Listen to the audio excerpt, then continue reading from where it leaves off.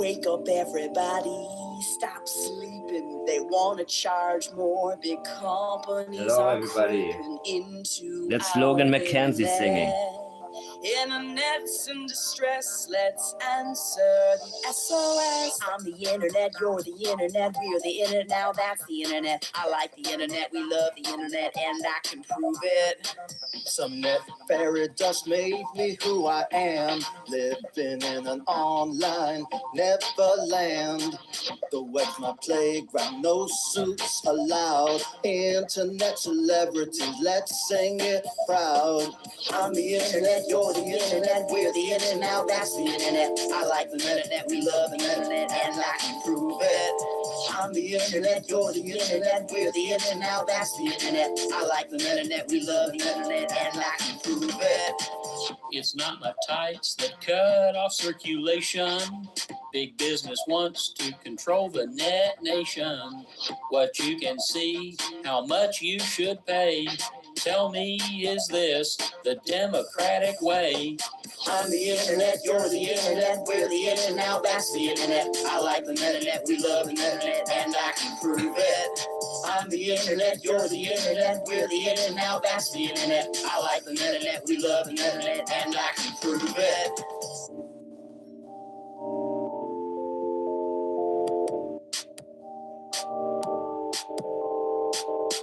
Wake up, everybody, stop sleeping. They want to charge more. Big companies are creeping into our internet. Internet's in distress. Let's Hello, everybody. answer the SOS. Keep it free and keep it open. Speak up or our World Wide Web will be broken. I'm the internet, you're the internet, we're the internet, now that's the internet. I like the internet, we love the internet, and I can prove it. I'm the internet, you're the internet, we're the internet, now that's the internet. I like the internet, we love the internet, and I can prove it. I'm the internet, you're the internet, we're the internet, now that's the internet. I like the internet, we love the internet, and I can prove it. I'm the internet, you're the internet, we're the internet, now that's the internet. I like the internet, we love the internet, and I can prove it. Hello, everybody, and welcome to the chat. Welcome to the live. Welcome to everything I'm about to share. And first of all, yes, the school bus driver's wife, I've been told, was the woman with the child, Alicia. Yep. He was informed about them needing help searching. He told his wife about it. She came right down there with an ATV. And I would love to know more. I would love to know, what exactly did she do? Did she drive up and down with the ATV? Did her child also walk around? When was that exactly? When exactly did the RCMP find the boot print of a child? These are questions we don't have answers to. And of course, was it Lansdowne Station Road or Lansdowne Road where the blanket was found? And I guess I have an actual image of the blanket, which was just sent to me.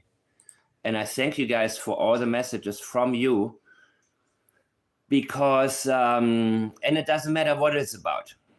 Even if something real stupid is going on, it's still useful for me to know about it, because sometimes I like to know what people actually pay attention to. I think this should be it. But the question is, somebody said to me, it was in a tree. Okay, it was tied around a tree. So some people say it was planted. I don't know. What do you think? You see, we look at possibilities. We have nothing set in stone, period. We don't do set in stone. We don't theorize and present our theories and then defend our theories. We don't do that. We have to be flexible.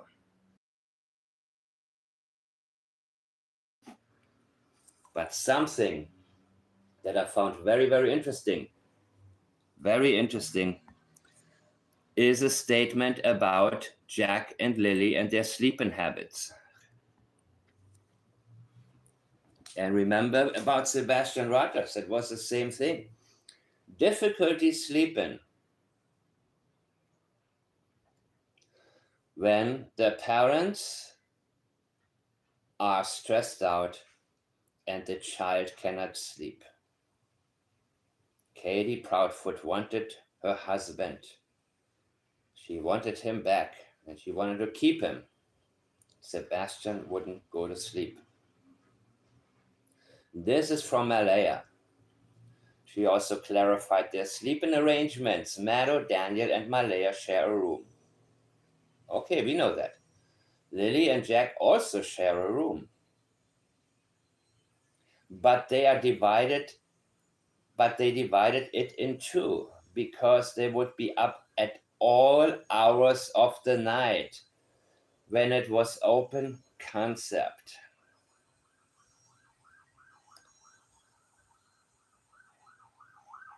I think many of you watched my last video where I presented the high possibility that what happened took place between 8 p.m. and 10 p.m.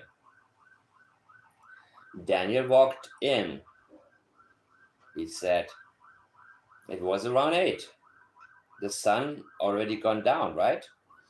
So maybe it was 8:15, 8:20, who knows? But he remembers it at 8. But then again, sometimes he is so accurate with the times, and other times it's like, very vague. And Malaya had a problem with that. She disagreed. Now, mind you, she first said he came in at 9. Then she said at 10. Or at 9, the kids went to sleep. Then she said at 10. And what she is doing is avoiding a very significant time period. By the way, I will let you guys come in, calm down a little bit, because some of you watch the Drug Jerky Show. And, I am not competing with anybody. I find it absolutely ridiculous that people watch it. But once in a while, when I get a wonderful screenshot, when I get screenshots from you guys, Daniel was there. A couple of things are pretty cool in terms of allowing me to analyze things. But I know that there are so many rumors, false narratives floating around now. If I watch something because Daniel is in the audience, I usually turn off the sound because I need to focus on one thing. And that is the people who know what happened. Not people who guess around. And this already indicates to me that the inability to sleep is a very sensitive area. It was on Malaya's mind that these kids cannot sleep many times. Let me see your comments now. I just had to give you my quick intro. Howdy, Diesel Weasel. Hi, Casey.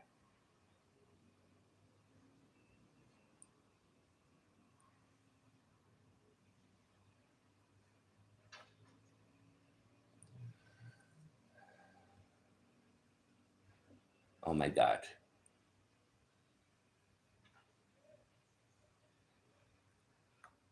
So this is telling me again, this is a confirmation to me, people. A huge confirmation that there was a problem with Jack and Lilly.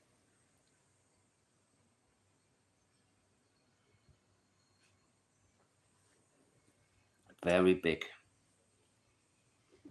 But let me change something here. I want to make sure.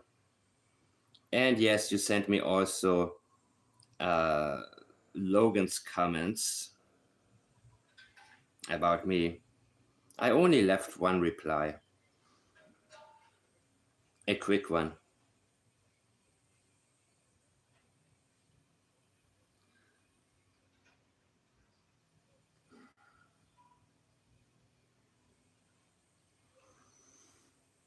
And did I clean it?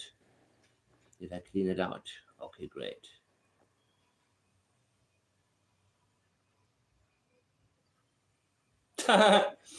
No GSP. I had to. God, I've been reading so much about so many things. I'm actually shocked that there's nobody. I mean, I'm surprised that there is now 99% misinformation out there, people. 99%. So sometimes I'm thinking I'm only one person, and do I have to address everything? No, I do not. I address the things that I think I need to address, and I have to prioritize. And I want to go back to something that Daniel stated about the night, Friday the 2nd. And here we go. I've said before, I think that Daniel was up all Thursday night. All of it.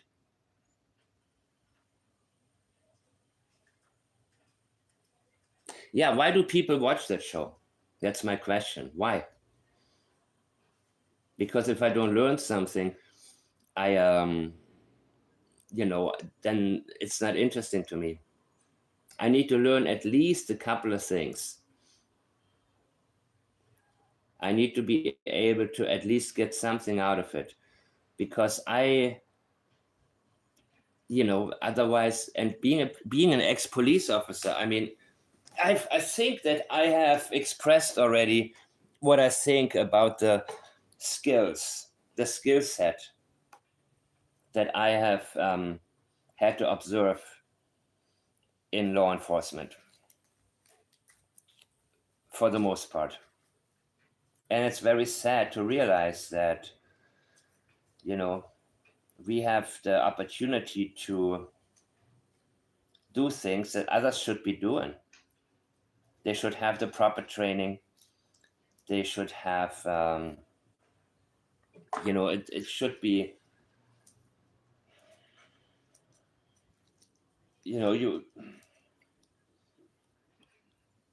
some cause more damage than good.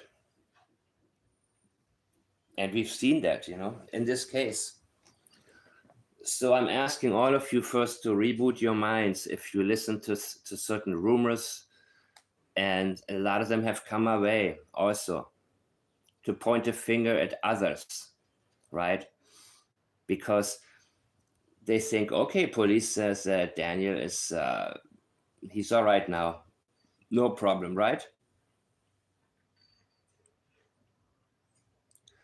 All of a sudden, their minds go into all different types of directions. So I'm thinking, what do I do now?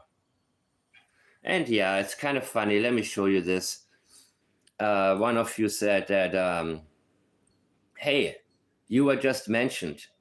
Okay, really? Great. What was it? And that was in the missing, this. And first of all, that channel, the, whatchamacallit, missing uncensored, right? The uncensored thing. Yeah, it was a stupid question about who took the picture or who cares. Unimportant, right? A lot of the things that we hear, very unimportant. And then Logan McKenzie comes in. Somebody mentions me, you know. And sometimes I'm thinking, you know, first of all, I don't want to waste whatever I have, I want to present here in one place. So when I look at the comments in a group, 90+%, you know, I feel like I shouldn't comment there at all. I mean, what a waste, you know what I mean? Why? But then I read it, and she goes for the easy, okay? She knows who took the picture of them on the four-wheeler. And, you know, somebody just wants to make it, I don't know what they want. Why are you so abrasive? I'm not Malaya. We live in Canada. I have a right to my opinion. I thought there may be something about the photo that could lead to where the kids, okay, yeah, you know what? That's a good comment, Ness. Oh, I know you, Neely. Hi, Neely. I said about the Daphne Watson comment. Just why? What is going on now? Why is this important all of a sudden? And Logan says it was posted by a newscaster the first couple days. So wherever this news is coming from, like you could have obviously looked it up, full of spelling mistakes, right? But at least she's commenting as herself right now and not as a fake Jack Lilly account. That's a good one. That's good. You see, sometimes when she feels confident enough to say, I know this one, I can give you the answer to this one. Similar to Daniel, when somebody claims he caught the tip line 4 times, then he comes in, he says, no, I did not. I did not do that.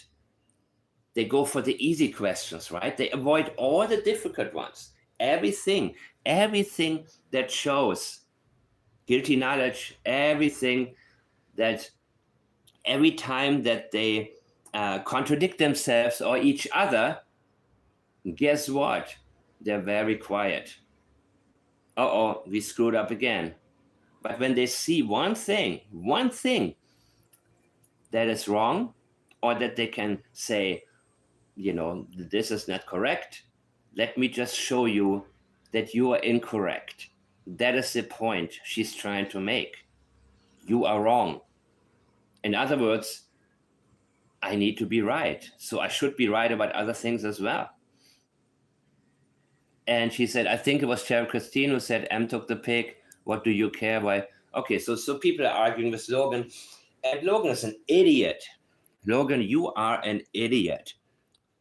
But because you grew up with Daddy, who we saw the other day in Lansdowne Station, and maybe people are even less capable than you, you actually think that you have intelligence. But you are the reason I know how abusive the household was and how abusive Daniel was towards Jack and Lilly. You have revealed that in your own statement, Slogan, okay? If you want to attack me, let me make sure that you're going to answer my following questions when I will, okay? I made one reply, and that's it. And I have many that I could make. I could tear you apart in this group, but I don't want to waste myself over there and then get into arguments with others and look like I'm the bad guy, because that's what you're gonna try to do. You're gonna try to play the victim.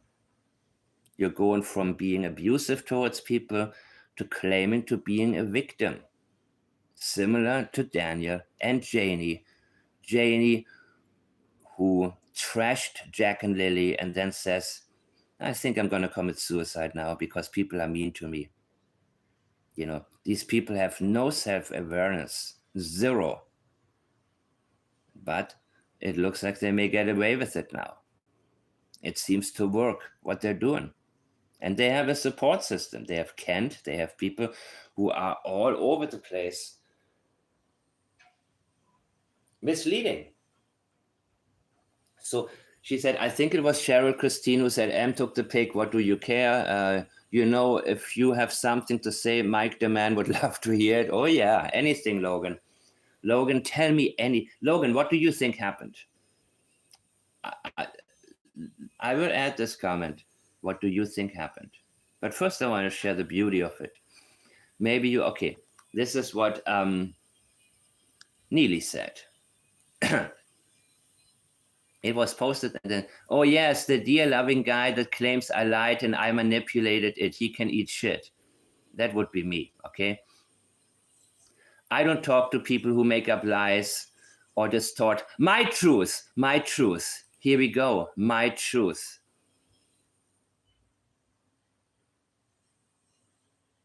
My truth.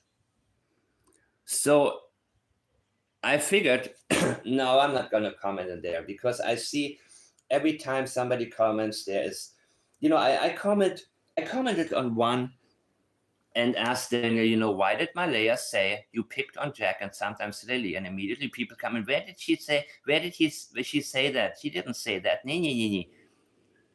And so I figured, what am I going to, I wondered, should I just get the screenshot now? Should I look for it? Nah, forget it, man. It's such a waste of breath, right? I showed it here on my channel. We know what she said to Sonny Austin from Crime and Shame. That's what she wrote.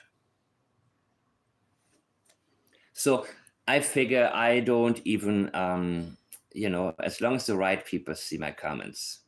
Oh my God, asking Logan to go on that crackhead's, yes, already bashed her.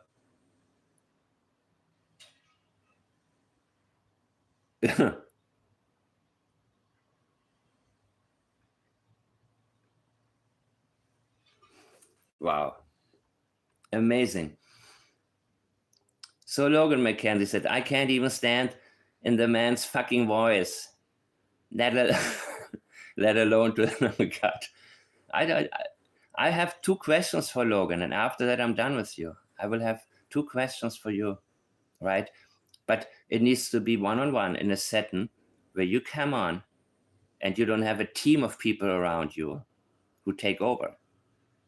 I want you not to be able to run away and claim you didn't read it. And then you have so many other comments. I can't even stand, okay, he's going to get something that he can twist and turn into, okay. So she says, why are you being rude? I don't care about that. I care about what she says.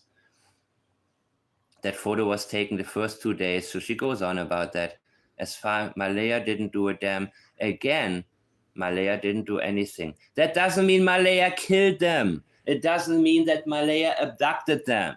That is the seed you're trying to plant. We don't care. We know how cold-hearted Malaya is. We know she doesn't care about Jack and Lilly.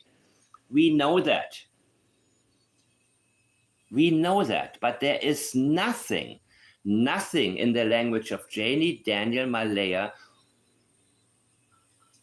or Logan, for that matter, that indicates that Malaya hurt the children. Nothing, right? And so if you hear too many different theories and speculations, go to the source. In my case, the sources are their statements. So don't get lost in anybody's thoughts. The moment that happens and you doubt your own mind, you're in a very dangerous position because all of a sudden you will forget what is important. And I'm doing it step by step, people. And sometimes I need to slow down because I actually think about what I'm reading and what I'm going to say. So my small comment was, hi, Krista. Oh, by the way, if any of you remembers Kent's early comments here on my channel, I don't know if they're still up. I would love them. By the way, you guys ever seen Kent? Let me show you, just so you know, because he's, you see my picture. I don't like to be in front of the camera when I speak because I I don't focus on the presentation. This is Kent Corbett, just so you guys know who's talking, right? You see him all the time on Sunny's channel, even when Belinda was there. And mind you, he said he is 80% sure the children were abducted by Malaya's family, right? And Julia, if you find the comments, send them to me. He said he's 20% sure the kids were hurt and 80. So why the hell are you on these channels when you have a theory that there's zero proof for and there's zero indication? It's all fabrication. And my question is, do you know Durwood? Do you know Daniel? Did you know them before? What's in it for you, baby? That's what I want to know, Kent. That's what I want to know. Now, these players are inserting, I mean in the terms of, not like, yo, he's a player, dude. That dude is a player. No, I don't mean like that. I mean the player in a game they create.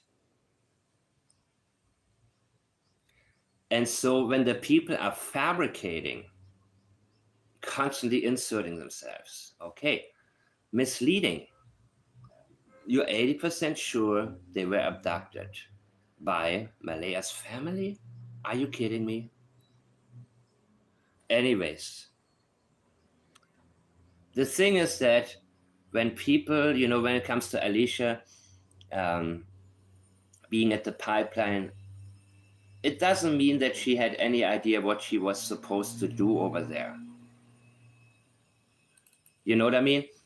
When somebody calls you for help and says you need to drive up and down over there to look for stuff, but in reality, what you're really supposed to do is, oh yeah, okay, here's the next one. This is cute. So I pointed this out. I figured, my truth, try the truth from time to time. That's my only comment I left. And that's too much already, man. Because I know they have an agenda. And nothing that I say is going to sink in, right? She says, all I ever spoke was the truth. All. She doesn't ask me, what did I lie about? She doesn't want to get into any details. Nothing. She doesn't want to address anything. She just wants to tell people that I'm full of it. But she cannot point out one single thing because she knows that everything I pointed out came from you, Logan. It came directly from you.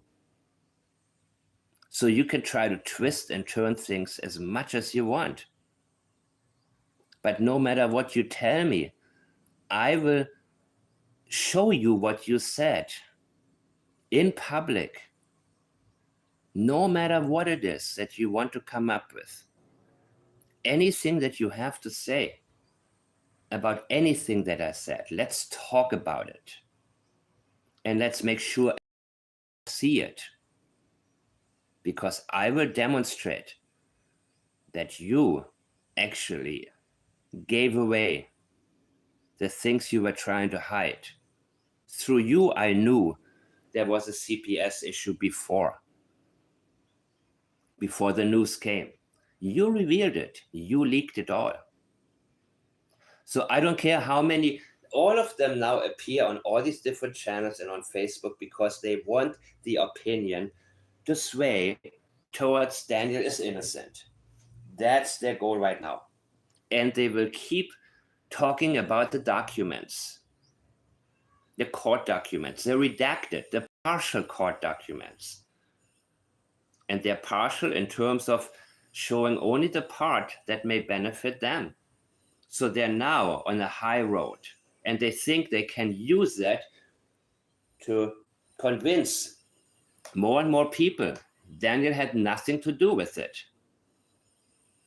And then somebody mentions me. And all of a sudden she feels a need to react. Could have ignored me, but no, she didn't want to do that. All you ever did was rip it apart. All I ever spoke was the truth. Is that the language you would say if you were on a channel and you spoke the truth and you clarified things all ever? That's very general. You never lied, never in your life. I pointed out a few things where you lied. So this in itself is a lie. If you lie here and there, you can still point out the parts where you were truthful or the parts where you think I'm wrong and focus on that because that is your general pattern. That is your style. Somebody asks, did Malaya take the picture from the ATV? You come in immediately. You don't say, you don't use flowery language. You say, no, Malaya didn't do it. News channel took it. So all you ever did was rip it apart. Rip what apart? The truth or your deception? I ripped right into your deceptive language. That's what I did. And I'm happy when I get comments where people tell me, I believed her at first. It sounded, but now I realize how full of it she is. How misleading. I said, and of course, then she says her little, anyways, get the fuck going. Nobody wants to speak to your ass anyway. I haven't replied since, but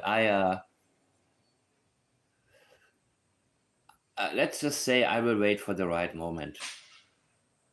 And then I want to make sure that whatever I have is likely to give us some answers.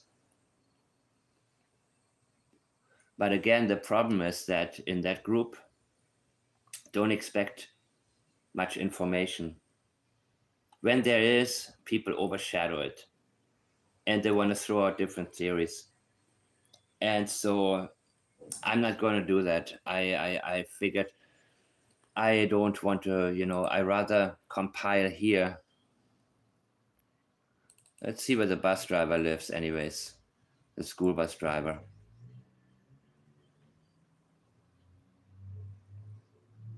This is Lansdowne Road. Gordon Summit is somewhere here. So he lives a little bit of a way, even though his wife it says Westville. That wouldn't be Westville, right? She came down there with her child on the ATV. And that was Janie's so-called alibi for not being able to return Malaya's call for 2 hours. Because she knew there was nothing important going to come from her, except the possibility that they found the children. But now I have to go back into the topic of where did Daniel go that night? And from what I understand, if you go up to the north area, in the northern area, if bodies are in water,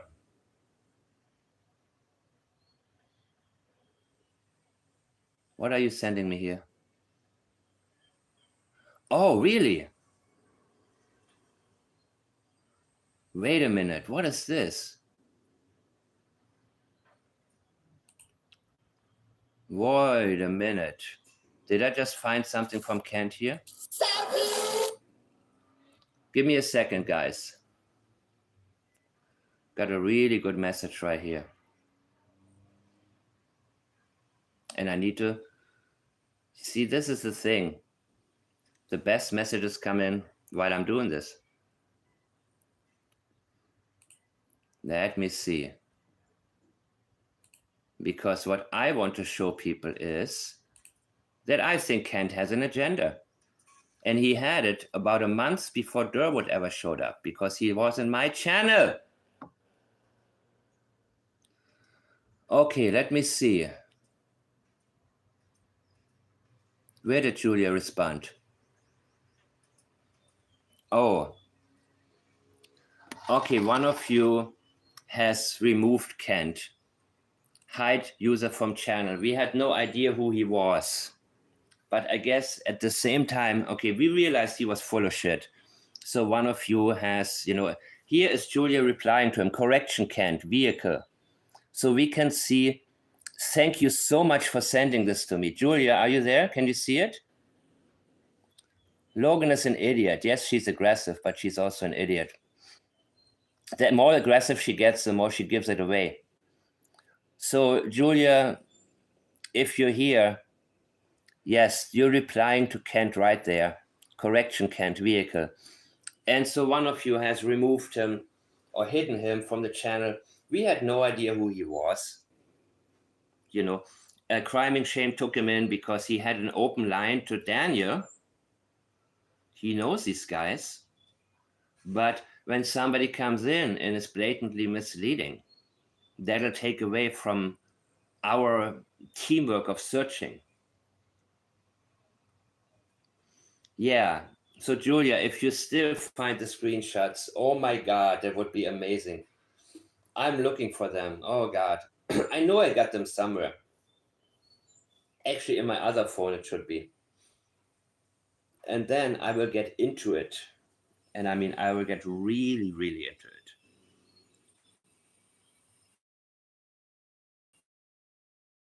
Because he came on a month before Durwood showed up. When was that? Oh no, not a month before. Maybe a couple of weeks, right? That was not his first appearance, by the way, on this video. There were several. And yikes. I got so many downloads on my phone here, man. I'll find it. It'll take, it's something to do when I'm not busy whatsoever. And I have to delete half of my stuff, so I make sure. Oh God, where is it? Where is it? But the thing is, whenever Belinda's on there, he's there too. Overshadowing her. Not allowing her to get listened to properly. So Kent, how long have you known Durwood? How long have you known Daniel? How far back do you go? These are things I'm very, very... And your family owns all these properties up there at Central Caribou. And I got the property records. Not in your name, but the company name of your family. Thank you so much for pointing this out to me. Wow, this is pretty intense. Yep, at least now I know a little bit more where to look.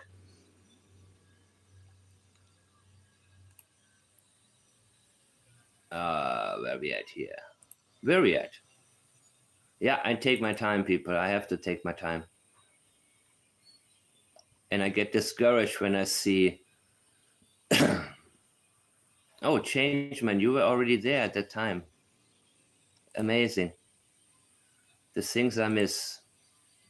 I pay a lot of attention now to the chats, but I was told that when you go up north, and you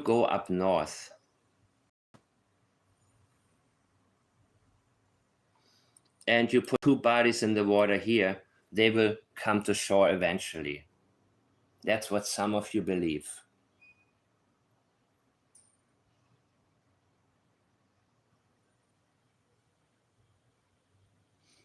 Yeah, fake Lilly sighting, of course.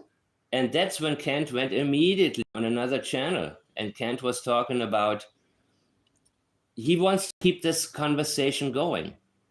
He wants people to talk about these things that are not important and that are misleading. So it's really strange when I see that people love to be lied to. So if it's true that bodies would come to shore, guess what? Then I need to look back at the Fundy Bay, because the Fundy Bay, the Minas Basin, Fundy Basin, the tide would take out the bodies here for sure. And that's what Sandra has pointed out to me initially. Look at the Fundy Basin. That area would be the right one. And when you talk about mud, or the references to mud, muddy waters, and so on, guess what?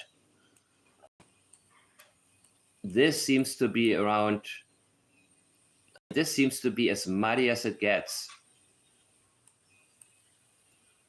Right around Truro. This is where Truro is.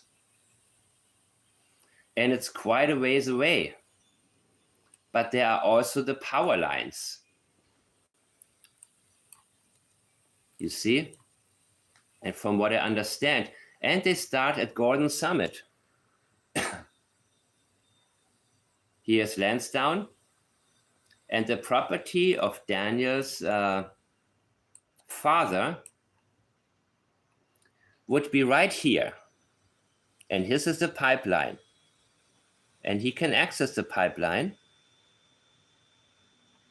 And from there, well, maybe he went to the power line up there. It's 2 kilometers, it's quite a way.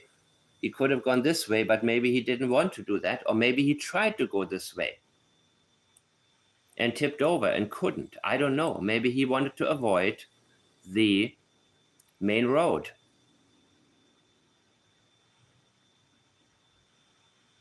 And again, we don't know.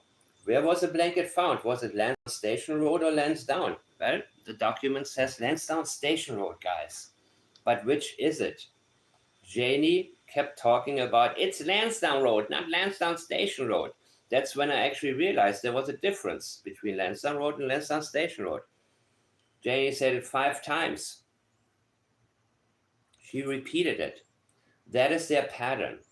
When somebody gets something wrong, they point it out again and again and again and again to avoid having to tell you where they went wrong. Similar to Chris Proudfoot people. Very, very similar. So,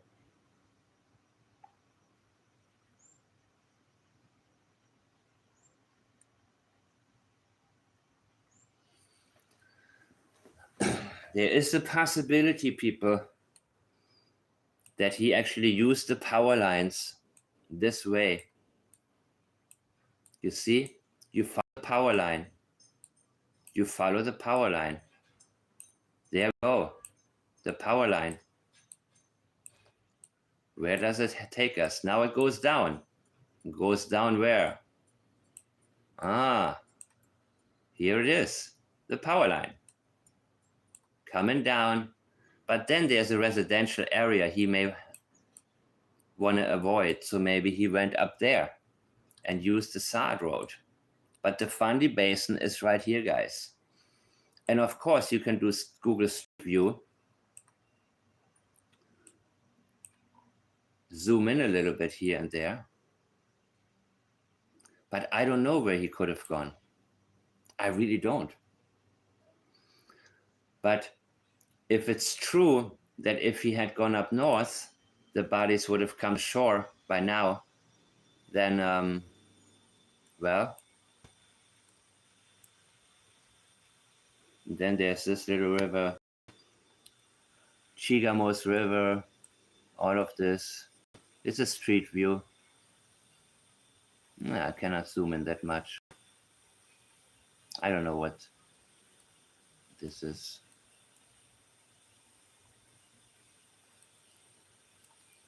And he talked about the mud.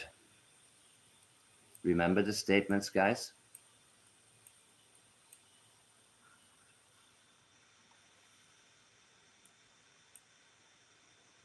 And then there's the water.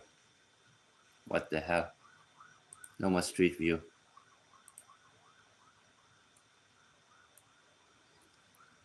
But high tide was what? 3 a.m.? So I would say, plus minus a couple hours, he would have had enough time to make it back. And remember his statement, the sun was already up. He had time. Because I believe it happened before 10. And around midnight, he may have started. And midnight was the first time a 5-speed was heard.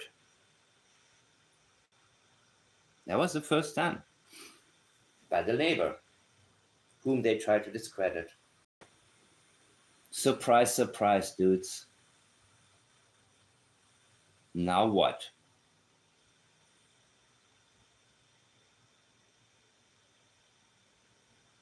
Now what? Well, I've talked about Daniel must have been up all night.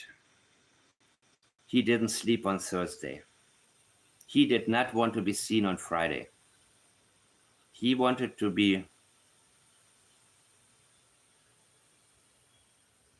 Yes, Julia commented on something he said, but his comment is not there because later he was...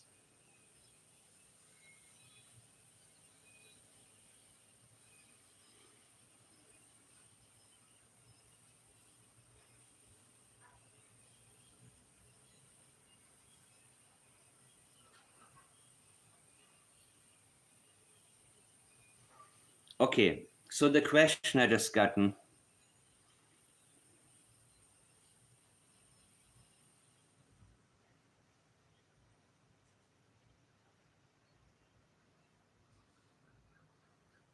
Okay, 1 second, guys.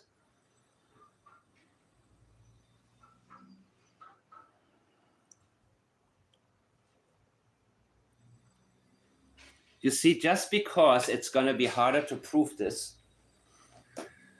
doesn't mean it isn't so. So it's easy oftentimes for people to go for the easy and say, okay, let's look for a different theory, because how can we know? I still think somebody may have Daniel on camera. Somebody may have caught Daniel Martel on camera on his ATV that night. Whatever vehicle. I'm thinking it was the ATV because they spent so much time trying to convince us Daniel never drove it. And this person may be 150,000 richer if they knew what they have. Of course, it could have been recorded over. And but still, you never know. There are so many criminal cases that were cold, ice cold.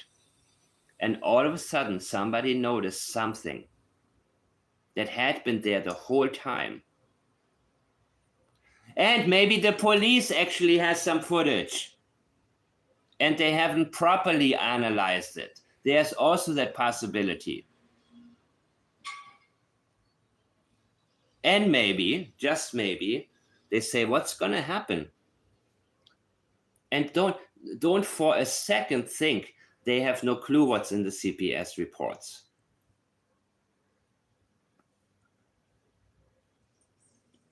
Not all of them know, but I think some know.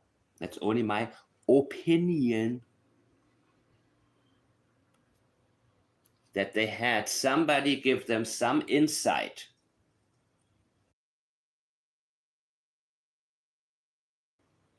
The top dogs know each other. RCMP, CPS. You don't think that somebody gave his friend in the other department a call and said, hey, listen, man, the case you're working on, guess what? Ongoing beatings, black eyes, major abuse. But his girlfriend denies it all. She covers up for him. There's only so much we can do. There is a reason they said, we know you killed the children. That was what they thought, and I believe they probably think the same thing still.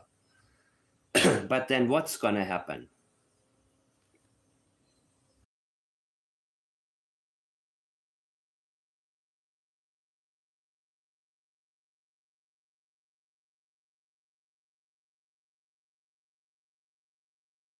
Then it will expose the failure.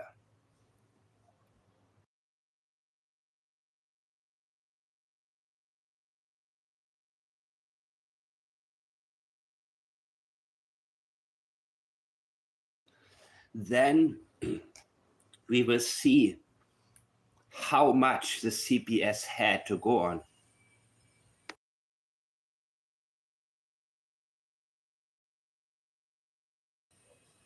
Then we will realize, and I mean everybody, that this household was a poster child for the type of household no child should ever be in. And it would cause a huge uproar within the population. And huge failure has to be admitted to.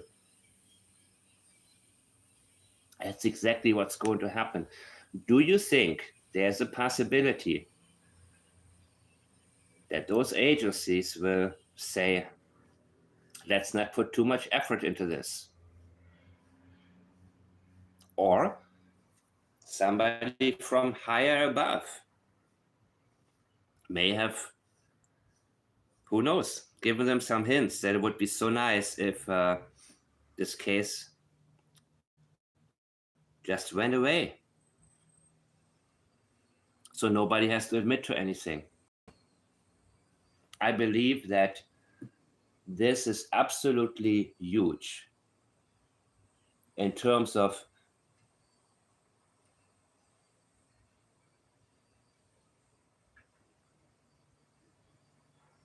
a red sweater, but a flash? Really, Rob? Rob, I would love to hear more about this, even if it's just a screenshot. Getty's Cove? I believe the Corbett property is also on Corbett Road. Getty's Cove? They must be going many generations back. Let me see on my phone. I believe that there are so many Martells. Natasha has 3 of them on there, but they're not the ones that I'm looking for.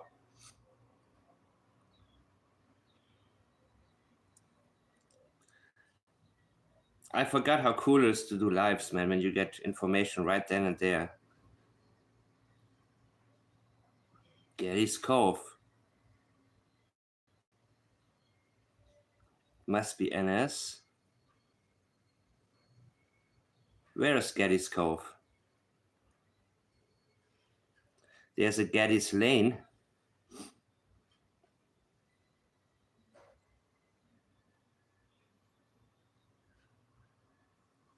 But by the way, the Gettys, they own all of these. Let me go back there. Looking at the owners of these properties is pretty cool. It's pretty eye-opening.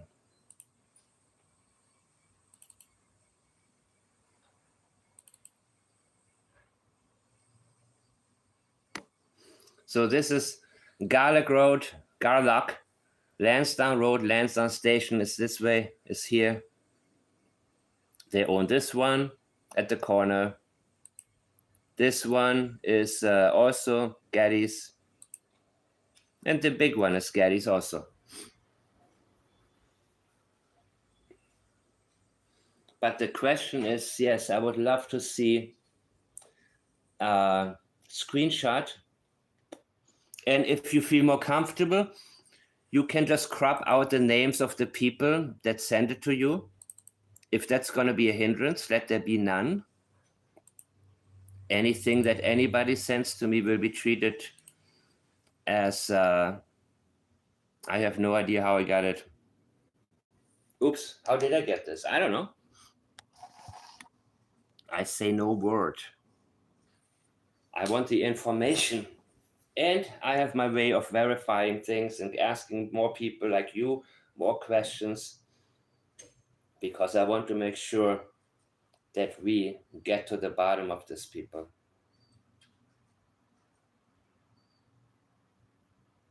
That's why this chat is so important. As long as people are here, I talk about it. Even when people advise me not to do so, for my own good. You know, this is a prime example of how so many cases go cold be it JonBenet Ramsey, Madeleine McCain, the disinformation, the misleading things that the public pays attention to is, in my opinion, the number one contributor to a case going cold. I was blind when it came to the case of JonBenet Ramsey, completely blinded by all the surrounding subject matters created by mainstream media that had nothing to do with what actually took place in that home that night. And so for me, it's very important to actually continue what I've done. And from day one, I haven't had to correct myself except about the date Malaya gave her interview. That's what I was wrong about. But that was not a statement analysis failure. That was simply, well, I don't know. I didn't do due diligence in that situation. It's the one mistake I will admit to. It's the one mistake I made. So we have to always go step by step here. So I have to revisit the Fundy Bay, because if it wouldn't be possible for so when had the bodies been put into the ocean up north and they would have come to shore by now, that would mean, no, I think the Fundy Basin is a pass. But how did Daniel have so much gas? Where did he get the gas? Did he stop somewhere? Did he take, that's quite a ways, people. I'm very aware of that. So do I have all the answers? Nope, I do not. Do I have to? No, I don't have to. Because I'm not going to backtrack later on.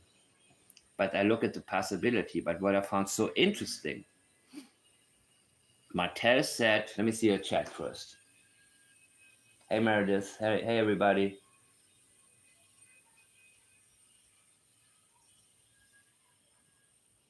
Locked in the room.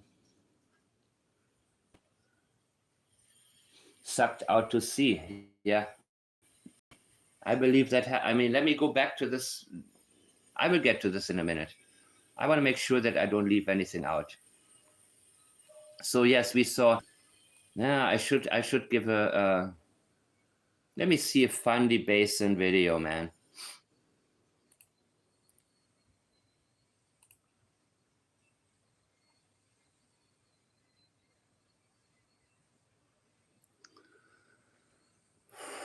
Wow, there are more canned comments actually on this one. Jeff Stewart's response to Kent. Laurie Green response to Kent. I will check it out. Thank you for the timestamps for my own video. 5744. Let's see.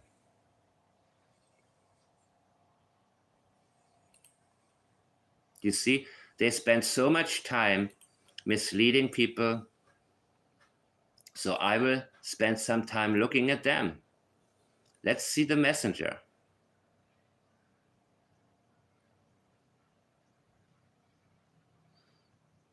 This video was from, why don't I see the date here? Jeez.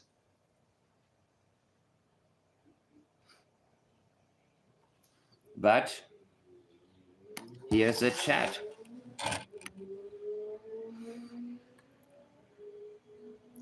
Kent, did they reply results? Kent. Kent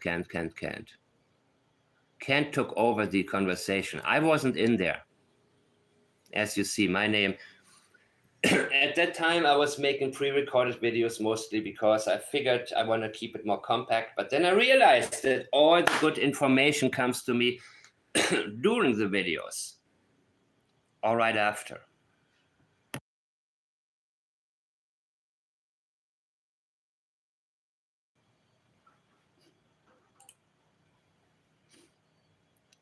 So this keeps going.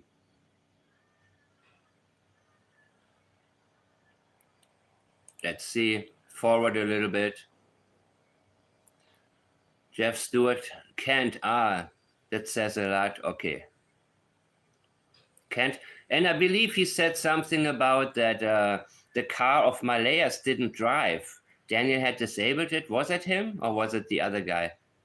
Julia, remember?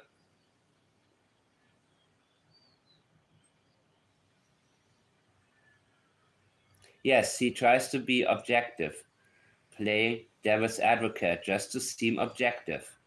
You're right, Julia, absolutely. But Julia, do you remember, was Kent the one who claimed that the car of Malayas didn't drive, or was it Dondi Eldridge? There's a guy named, or an account with the name Dondi Eldridge. Of course, there was no information on the, was it that person? I don't remember what Kent said. I was in the, a couple of times I looked at the chat, but I didn't, there's going to be another one. Let me see if that one helps.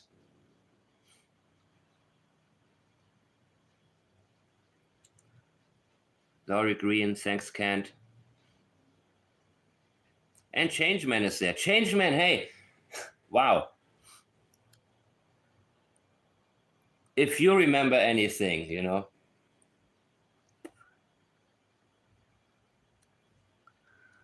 So we have now September 13th. That was June 14th, that video of mine.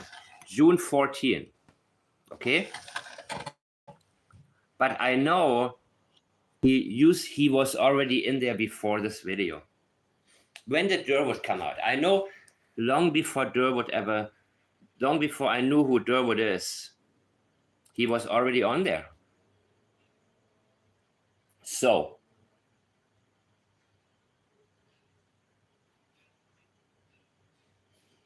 yeah, I know Belinda will go out there, possibly. But I'm also telling her, you know, the last thing I want to see is her looking in the wrong directions and wasting her time. So that is where, well, we're getting closer to Kent. We need to know what is his motivation, what is his intention, how well does he know these people? That's what we need to know, right? That's what my interest is. And I am extremely interested now because these people now are taking over all the different channels. And of course, the problem is that people pay attention to it. But what we can do, and Rob, thank you so much. I mean, any information you sent my way, Durwood, yeah, I mean, he came in later. And Janie said that one day she met him, Daniel brought him there, they sat down together. Exactly, Changeman, exactly.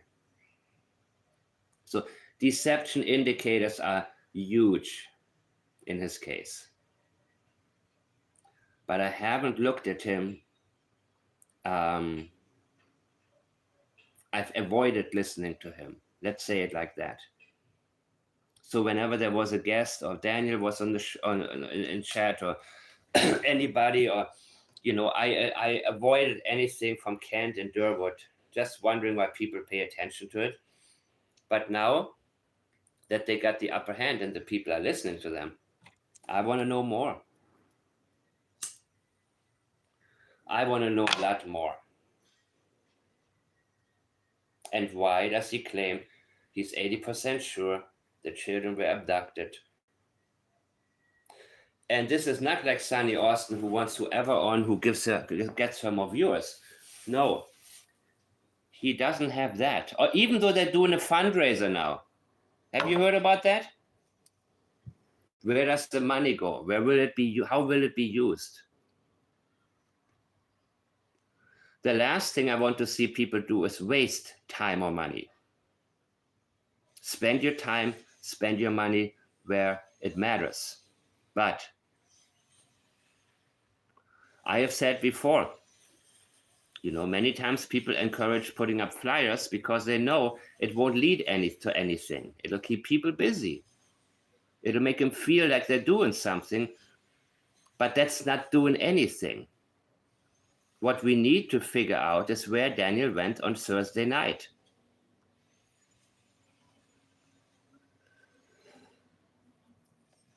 I was so exhausted on the night of May 2nd, I went to bed. I mean, I go to bed every night. Strange, right? To explain why he went to bed. Do you see what he's doing here? I was so exhausted on the night of May 2nd, I went to bed. You go to bed every night. You don't need to have a specific reason to go to bed. It's the end of the freaking day, right? But look at his priority. I was so exhausted on the night of May 2nd. What is he avoiding? He is avoiding May 1st, Thursday night. He's avoiding that one. He immediately feels the need to tell you that May 2nd was the reason he was exhausted. He was exhausted from May 2nd. This is not him replying to a question, I believe, but he introduces it.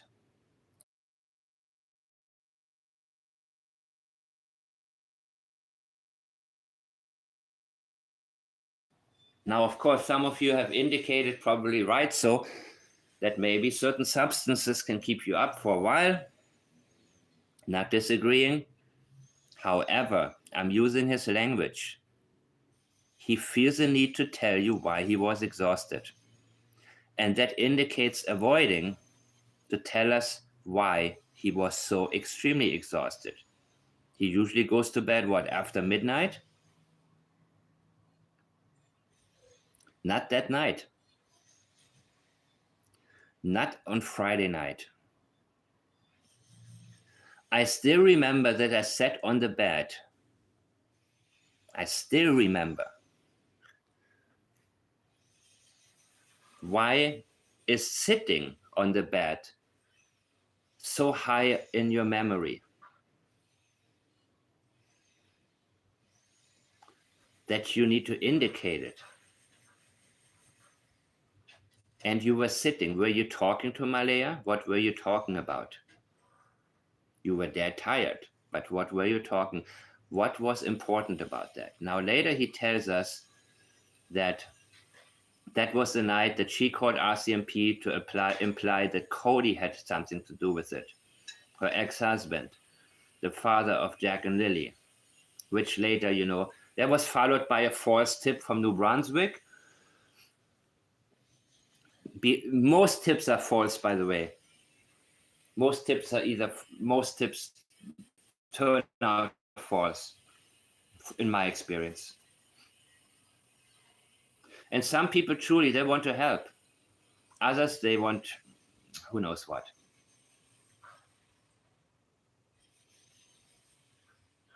But I keep going back to the case of this one guy whose wife was killed and they thought he did it because one of the other guys from the NA meeting said that he talked about wanting to kill his wife. 20 years later, it turned out that the guy who gave the tip was the one who went there because he knew where the husband was. DNA test 20 years later, and they still have the footage of him in the police station. And I haven't been able to find a transcript. Well, I haven't really looked that hard. But I can guarantee you, with what we know about statement analysis now, we would know that he should be looked into deeper with intention detection. I will try to find it. It's on Forensic Files, by the way. So there are different reasons. People give false tips all the time, but there are different reasons. And most of them, I believe, are innocent. Just people thinking they saw something and maybe they want to feel like they're doing. People want to feel like they're doing something. People want to feel like they're helping, right? That's why there's going to be so many volunteers putting up flyers, even though they think in the back of their minds that's not going to do anything. You know what I mean? But I always say know where to look and then really look. Go in all the way. Don't kind of look all over the place. You know what I mean? This property has no water on it. Whose property? Yes, MCM. She said it's not near the ocean either. Janie introduced ocean. Daniel introduced whatchamacallit, international sea. And Malaya surf. And there's a reason. Chris Proudfoot, dozens of times, he talked about digging.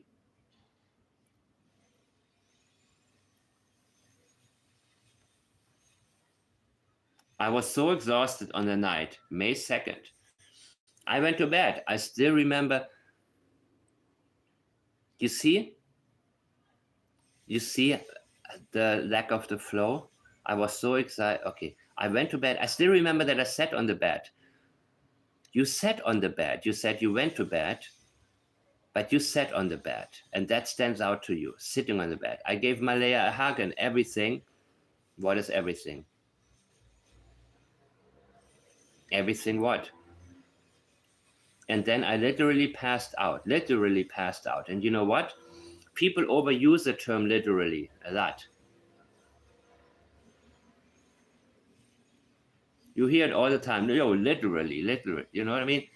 But in this particular case, when he says, I literally passed out cold, well, there may be experiential memory also to what happened to Jack and Lilly. But I do believe that he was so incredibly tired, so unusually tired, and that was because he was up all Thursday night. Because I was so tired from searching all day. You see?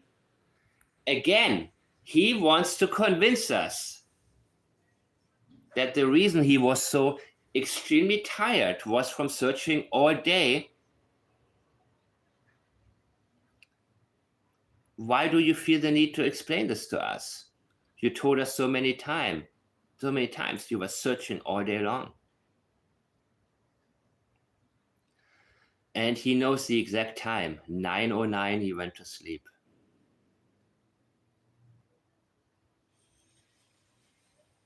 Isn't that something? So this has to do with, you think she would have told me that the next day, but nothing. And that's about reporting Cody.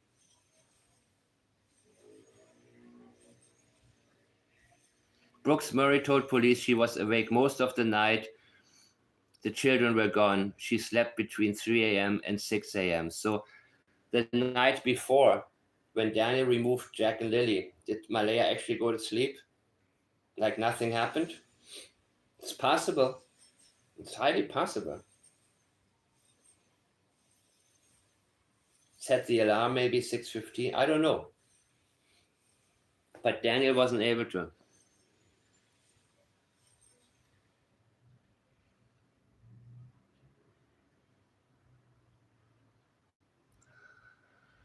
Yep.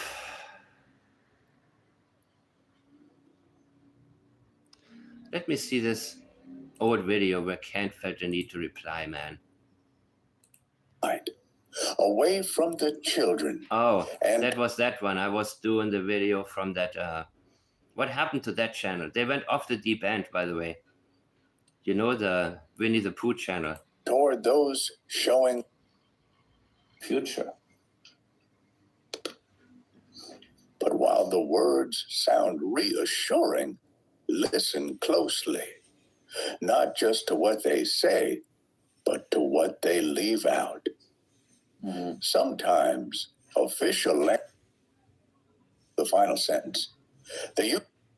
So, yeah. So this channel, by the way, the moment Durwood came on, they focused on Durwood, and I said, I'm not going to do this. 2 children instead of Lily and Jack. You know what I mean? But Let me listen to something else real quick. I want to get to that because I feel that we have missed a lot of good things.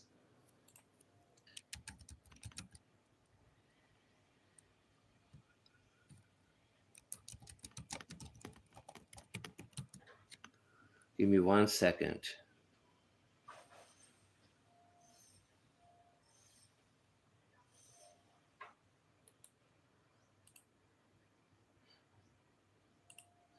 Days are very stressful. Mm.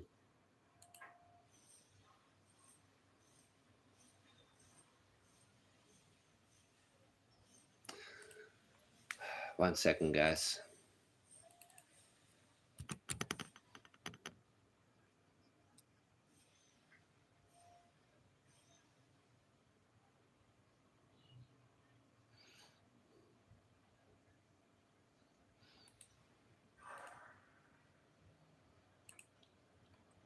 All audio It's from too them. much of an ask to. And I did every dirt road. Okay, this is from Ninchi.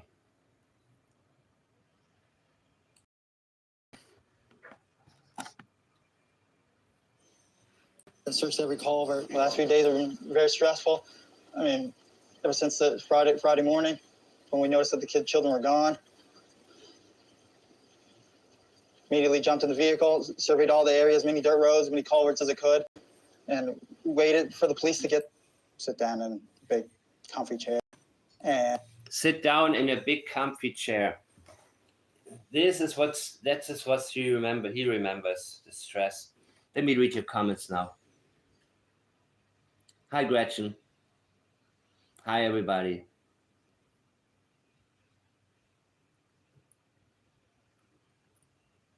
Yes, his shop burned down. You mean Kent's family's shop, right? Absolutely.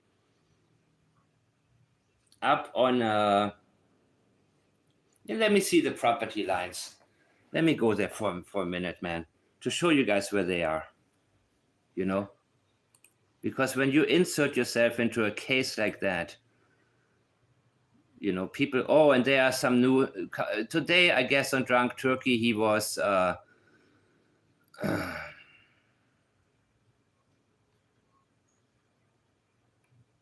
let's see this.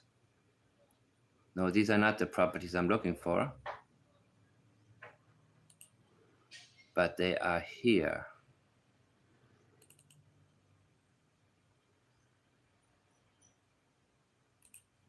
And all of this is public record, people. Corbett D. Rebuilders. On Corbett Road. So they must have been there. It's in Central Caribou Road. Central Caribou. I'll show you where it is in a minute. See, this is Betty and Corbett, Central Caribou. Then we have Murray. Oh, it's somebody else. Shit. What the hell? Tanya Corbett. Ely Burton Corbett. Teresa May Corbett. If you want to look at it, by the way, you can go back to it later and just pause the video. So I don't have to post these screenshots anywhere. I like to keep it in the video. This is Douglas B. Corbett, also Central Caribou. I'll show you in a minute where it is. This is Ellie Burton and Teresa May Corbett. Okay. Is there another one? Betty Allen. And there's Kent. He doesn't have his name on any of them. Central Caribou. Let's move right on, dudes. Central Caribou, so I can show you guys where it is. Maybe even Google Earth. Maybe both. I missed a bunch of comments, guys. For shits and giggles, Google Kent Corbett. Really? Should I? Let me see.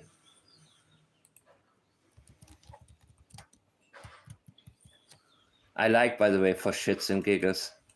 For shits and giggles.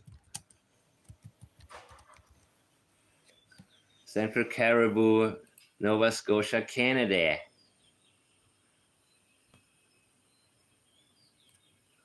So, Google Earth, Central Caribou. Here's Little Harbor, and Chance Harbor is there. And here's Central Caribou, up there north. Quite a way up from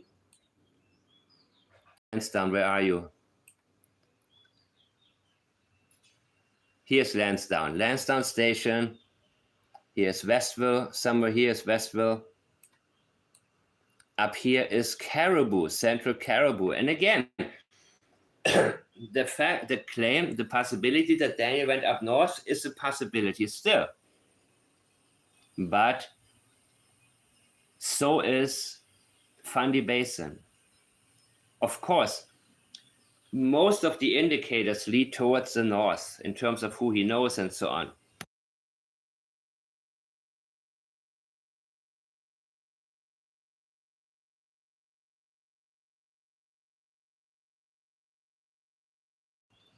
And I don't know who's on his friends list. I haven't checked it yet. I just checked his Facebook to see who he actually is. How old is he? What, you know what I mean?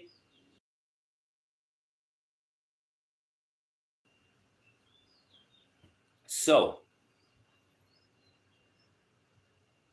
should I go Google Maps? Nah, man. I was going to do some else. Yeah, let me go Maps. Let me go to Google Maps. Sha-la-la. One second. Central Caribou. Oh yeah, I was going to look at today's. Hey, did anything stand out to you guys in the comment section if you watched Drunk Turkey? Was there anything from Daniel? I've only glanced at it. I don't expect too much. I think he's getting a lot more careful now.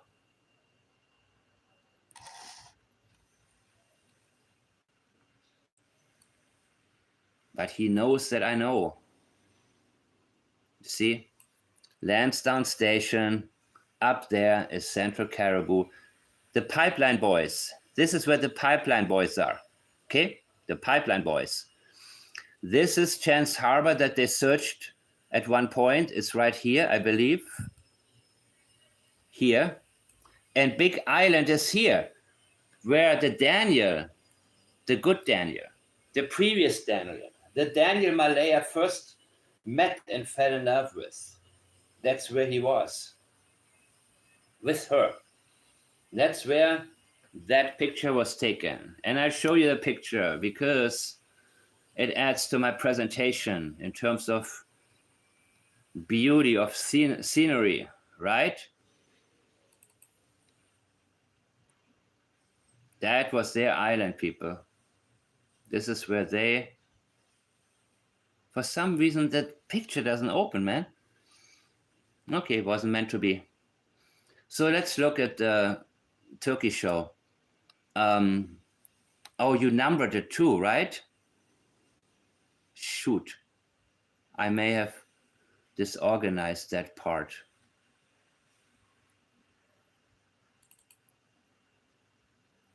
Give me a second.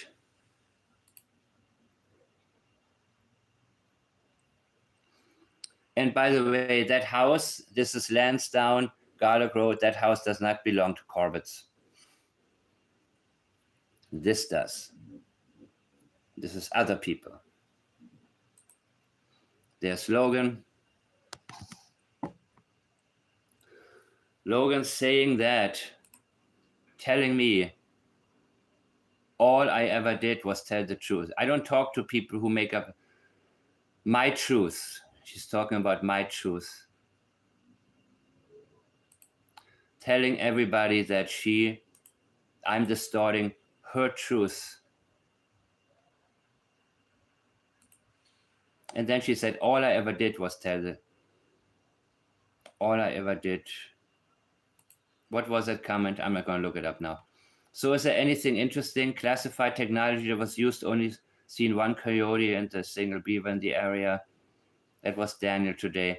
I don't think anything important came out of it. I glanced at it and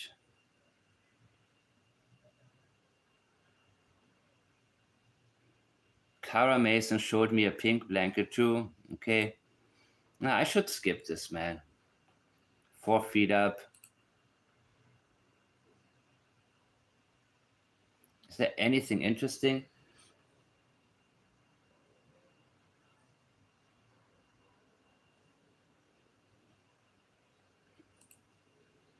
That's a blanket, I guess. Up there in the tree. 3 to 4 feet up. Not a clear picture, but I cropped it a little to zoom in a little more. So, where are we at with all of that?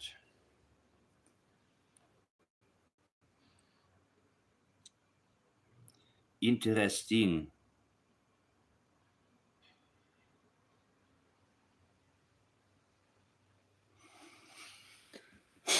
So, children were taken by someone that was known by the children. Were taken.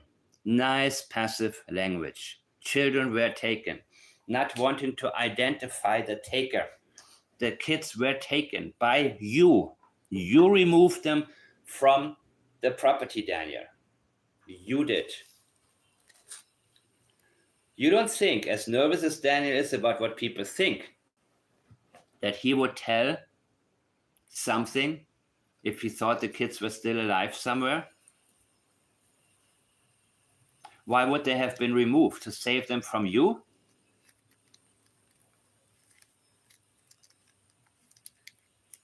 You are, people think you did it.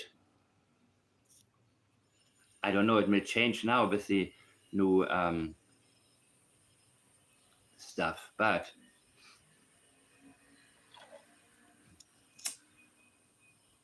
passive language. Children were taken.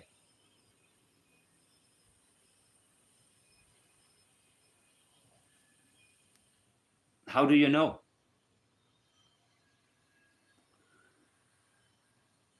That was known by the children, just like RCMP think. Oh, just like RCMP think, not you. To where I don't know where. You know where. And that's the one thing that you want to make sure that you get into, that you don't know where. Because you know, you are the one person who knows exactly where.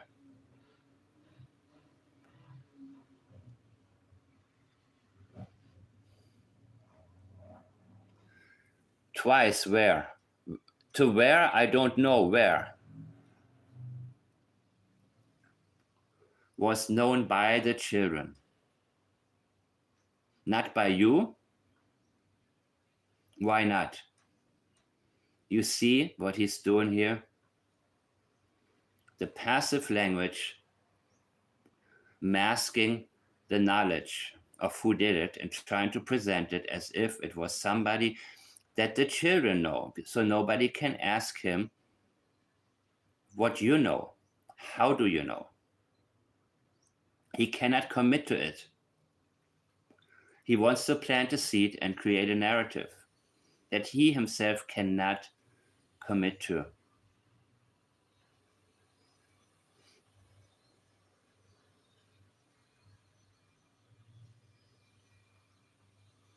See what he's doing? If I didn't talk, no one would know the pink blanket was a thing. You avoided talking about it. And you're telling us it is a thing.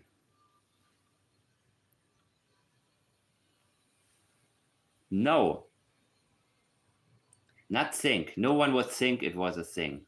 It's different. No, the blanket was a thing. It's important. Remember, Logan, how she avoided, how she focused on two things: the dog, her lie about the dog not being loud, and her attempt to mislead about the blanket.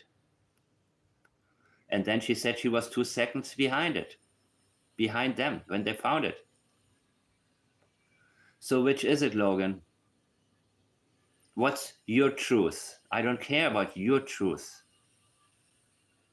That's not reliable. I care about the truth. Even on Facebook. And now I want to see the exact words that she used in the reply to me, which wasn't a big one. It wasn't me. It was just a surprise. I got an email about, look, you mentioned, and somebody said, Logan's talking shit about you. I said, really? Cool. Let me see. Let me see what she has a problem with now. I want to see. So this was me saying to her, my truth, try the truth from time to time. She said, all I spoke was the truth. And that is not the same as saying I spoke the truth or I told the truth. What was I supposed to be lying about? I told the truth. All I ever spoke, all, everywhere, everything, right? Cover everything. All I ever. And ever does not just include the interview. It means you never, just like Daniel, remember? Daniel is equally full of shit. He say, I never lie. I never lie.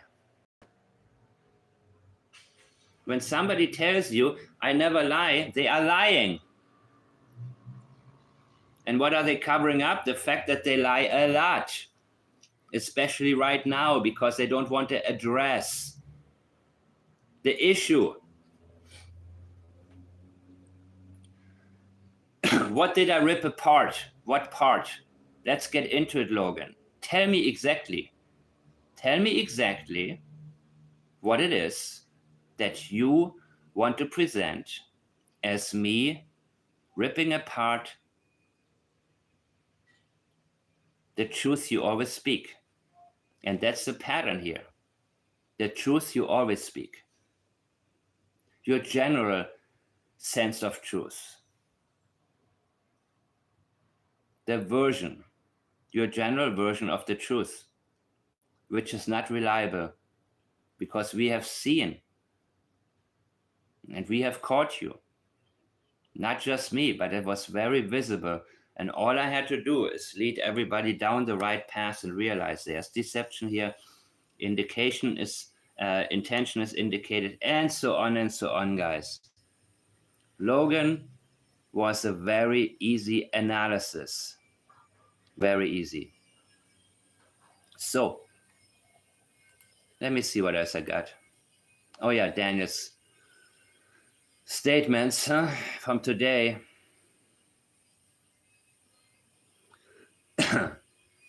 Yep. And thank you for sending this to me, by the way. Very much. Thank you very, very much for doing that. Even the Logan comment.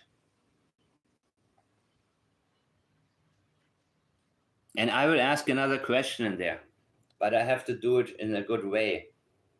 I don't give people the excuse to say, you're harassing me, you're attacking me, you're stalking. No. None of that. I give you one, I ask you one, I say one thing. And then I want to see how you react. And then I come up with some else. But let me do this right now. It's coffee time. Actually, I only have tea. Let me let you listen to something from another channel while I'm gone. So you don't sit here. But you can talk to each other too. I see the comments. ออกจากห้องแล้ว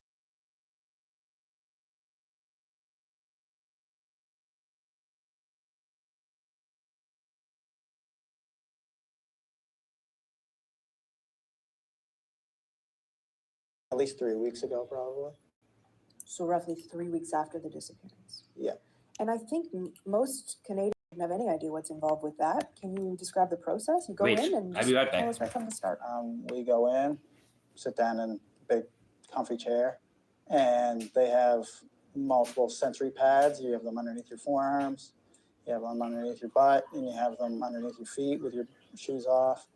You have a sweat gland on one finger. You have a measuring instrument for blood flow that goes in and out of your hand.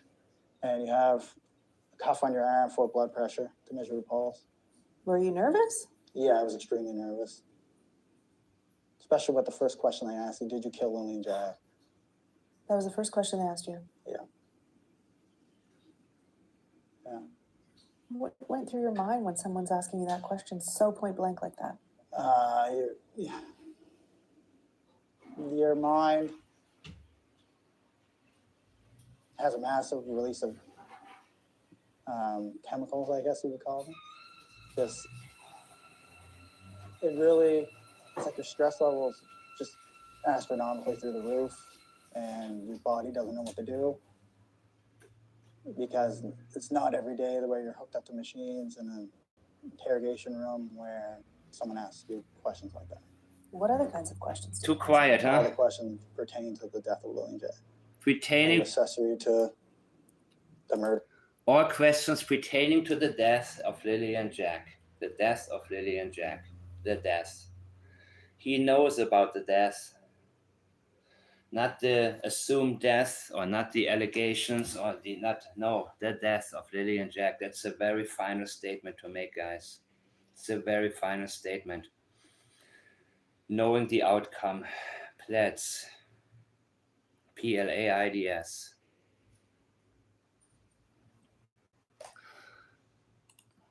Of Lilly and Jack, they were all. So all of the questions assumed that the children are no longer alive. Yeah. There were no questions at all about, did you take them somewhere? Could No. they be somewhere? No. The police have done a number of polygraph tests. They've done 53 formal interviews. Do you know who these people are? Yeah. That's a lot of interviews. It is a lot of interviews. A lot of them are my family, people who live in the area. And those interviews, typically my interview was 4 hours. And a lot of the interviews from my family were 1, 2 hours. So there's a lot of time taken up and they ask detailed questions. Do you know who else actually took a polygraph test? I mean, I do, but I'm not going to say anything that's going to impede the investigation. Okay. Mm-hmm. When did you find out the result of your test? Immediately right after. What did they say to you? You did a good job, you passed. And Look how did at that him. feel? Look how happy he is. And did you feel that there was any further suspicion on you after that point, or was that sort of conclusive? No, that was really when I seen the turning point for it's starting to taper off with investigators. Do you know if Malaya has taken one? I don't know if I can say it, but I will anyway. Yes, she did take one. Okay, she took one. Do you know the result? No, RCMP wouldn't let tell me I asked. You said you feel like everyone in the world wants to know what happened to Lilly and Jack. Yeah. Why do you think that is? Why do you think this is getting so much attention? Well, just the mysterious and nature of everything and how strange everything is. Really? The RCMP, you know, I mean, they have to keep a tight lip on everything, but there's a lot more that meets the eye with the case. Right. Let me guess. Is Somebody there took something them. that you think the public doesn't know, that you can share, that you want the public to know? That's a hard one because I don't want to impede the investigation in any way. It is still a missing persons investigation. It Singh. pivoted to any type of criminal investigation. But You see, murder investigation, he was going to say, guys. Changed it to missing. it hasn't pivoted to impede the investigation in any way. It is still a missing persons investigation. Yep, it's a murder investigation. Let's see your comments from today and wrap them up. I want to make sure I get to all of them. Even though I don't think there's too much good coming out of it. Okay, passive language, children were taken. Cool. The pink blanket. And I don't know what this is about. More than one bus went up it.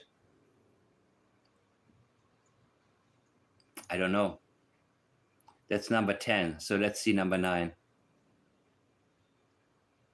Did I not catch number 9? Oh, crap.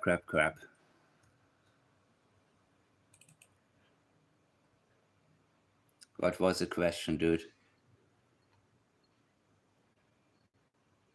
This guy's...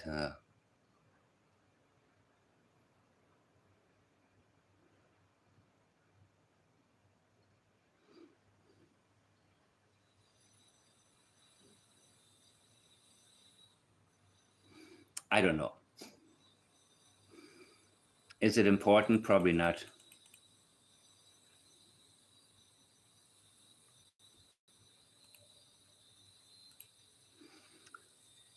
Oh, somebody asked, who was the lady in the pipeline? Her name is Alicia Ward, Brian Ward's wife. With the quad your mom was talking to. Okay. School bus driver. I had many interrogations, 2-hour interrogation on blanket. Mom let them in day 1 a few times. Why didn't your mom let them searching the trailer? Yeah, he wants to make sure. I don't talk to MBM, Malaya. She filed complaints against me to CPS for parking near her. Bullshit. You see what he does here? You see?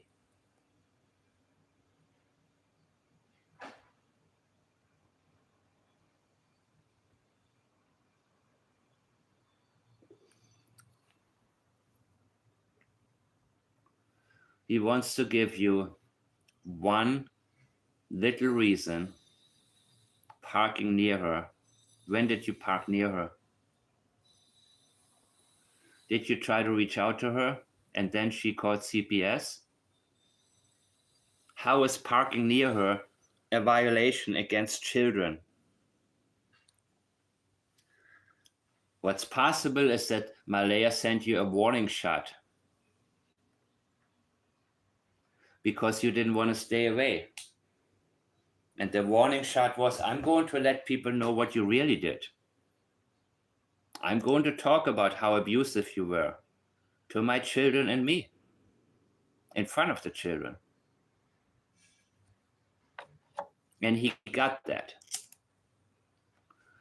So the parking near her may have been what motivated her to file a complaint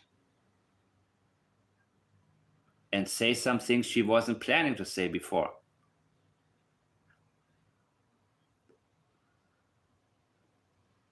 But that alone, that's not a CPS thing. If you park near your ex who says, I want nothing to do with you, that's the same like learning disability being a reason for CPS to get involved.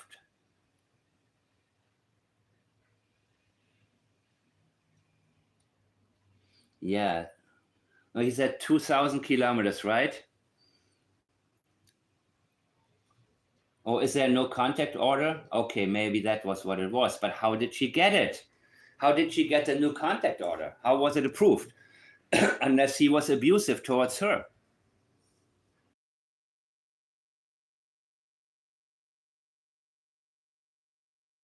What precedes it?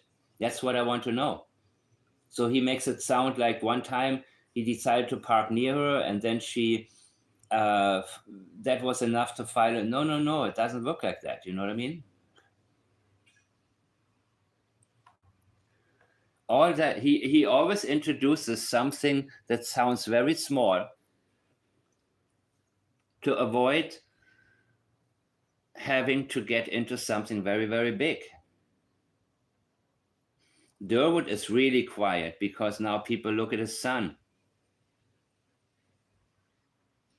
Because Durwood inserted himself and then he realized it backfired and people look at him and his family now. Like, who the hell is this guy to come up there and lie blatantly?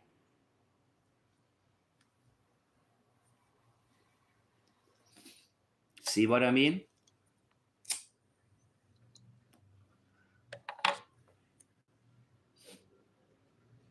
Next. Cindy hates me. Why?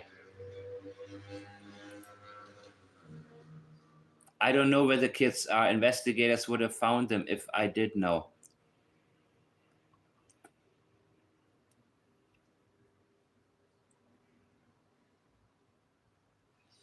All one sentence. And I believe you that you don't know where they are now.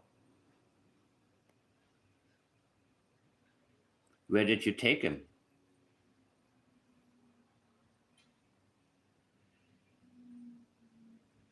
And now they're going to have an anti-trafficking rally, and they want people to, Kent wants everybody to be there too, and have Jack and Lilly signs. That's only going to give people the impression that Jack and Lilly were trafficked. Anything to mislead people, to lead them away from where it's at, from where they need to look. Yep. And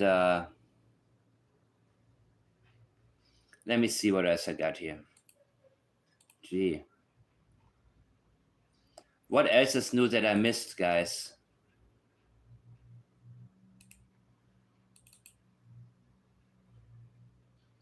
And I still don't know who this character was here. Dondi Eldridge. Whom also made, me and Julia thought for a minute that was maybe Kent, but it could have been some.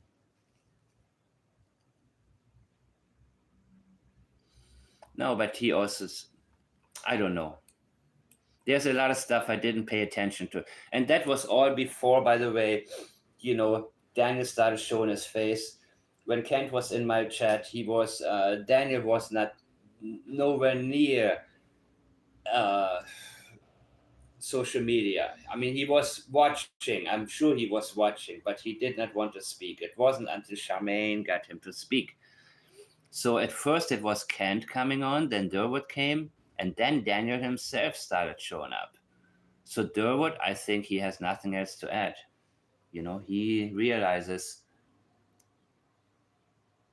oh, it's easy to get a no contact order in Canada? Okay.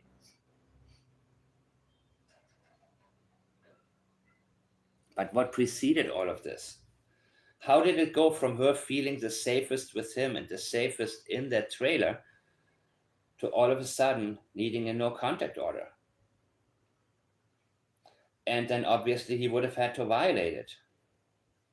But we're talking about CPS. Does the CPS get involved in that? Is that a CPS issue?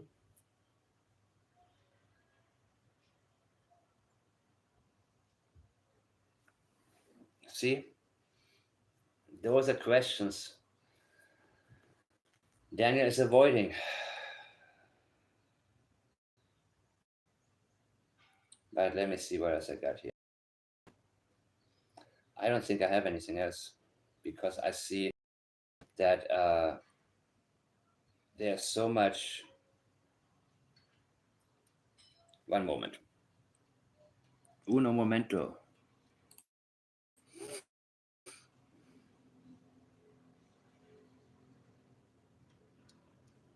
Do we know now if it's Scarlock Road? I mean, if it's Lansdowne Station Road or Lansdowne Road, by the way?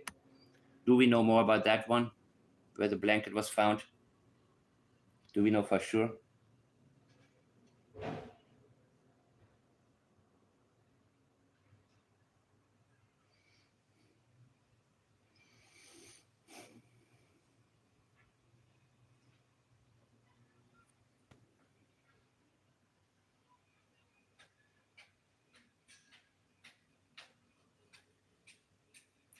Okay, if you're being abused or stalked, right, Kim? So she must have given something more than I just don't want to be around him, right? It must have been more than that, right? I cannot say, go to police and say, hey, yes, exactly. I cannot say, hey, I don't want Kim near me. They will ask me why. I say, I don't know, I just don't feel like it.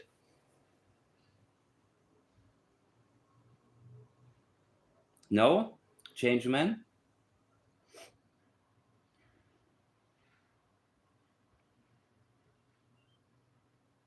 If you have a no contact order, what?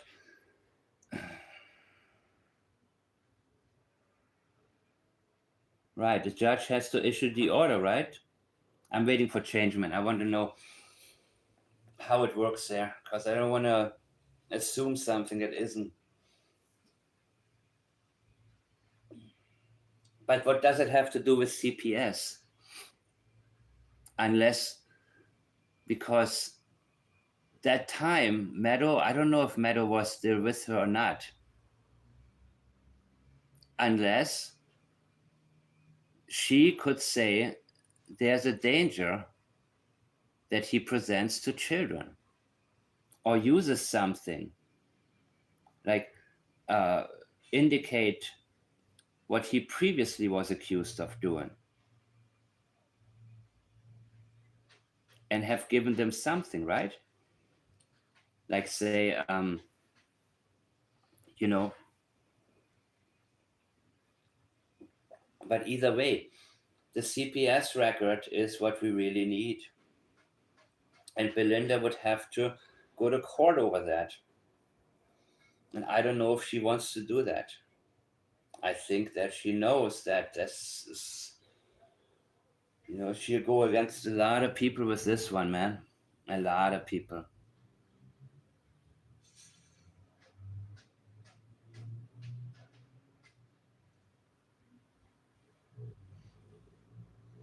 Okay.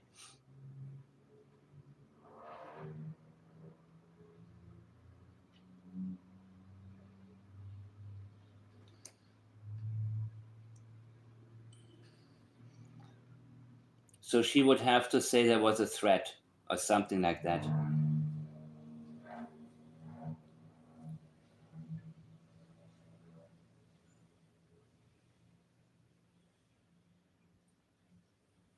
Okay. Yeah, he had supervised visits with Meadow.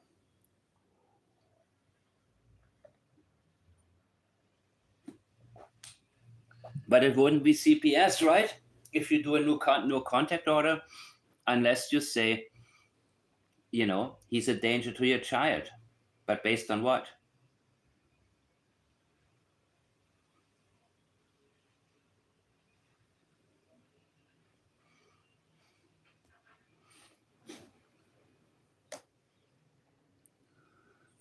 One moment.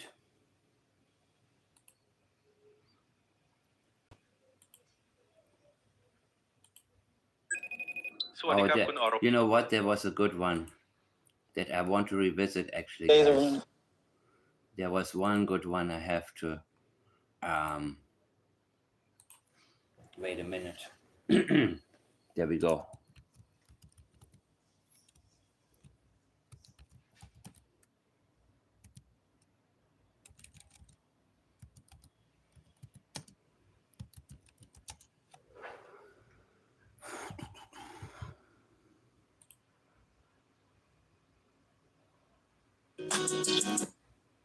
Also from Lynch's. With me running through the woods, I was ahead of the helicopters and ahead of the drones and stuff like that, screaming as loud as I can. Until my throat hurt, running through water that was up to my waist. And as soon as I got back, I wasn't allowed back in the woods until a man dressed in a military outfit said I could go back into the woods. Look at him. Yeah. Oh, okay.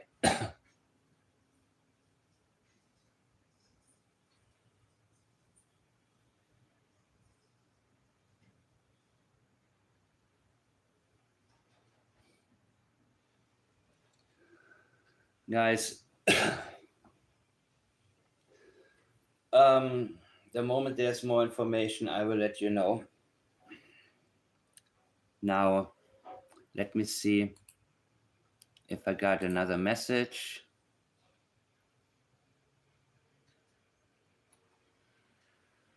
Oh, I was going to Google his name, right?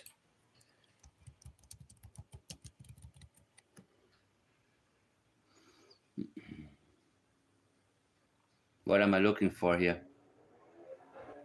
Kent is a realtor.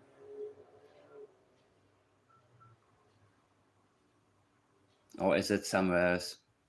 Could be another Kent Corbett.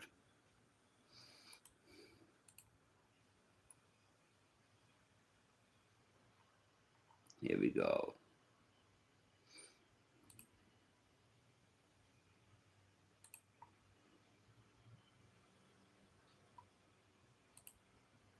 No, people.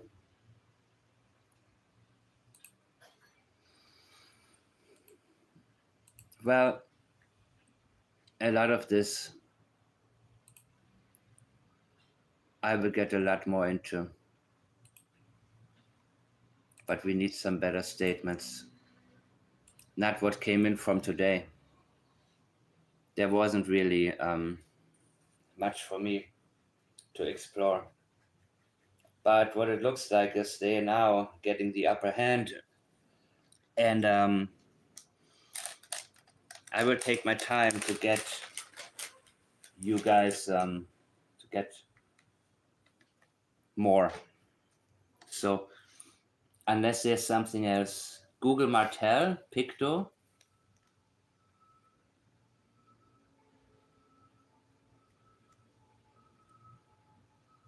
Yeah, so I could go back in the woods. You see, he didn't say so I could search for Jack and Lilly. Go back in the woods. In the woods. But he was at the pipeline, and only at the pipeline. He went through the woods, made sure he wasn't followed, and found his way right back there.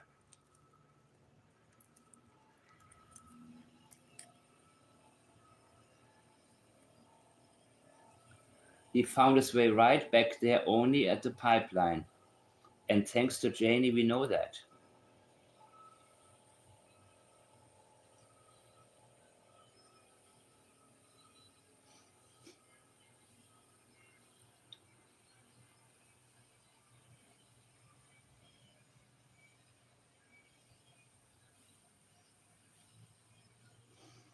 He wanted to make sure to go back there. But he doesn't want to give us the reason.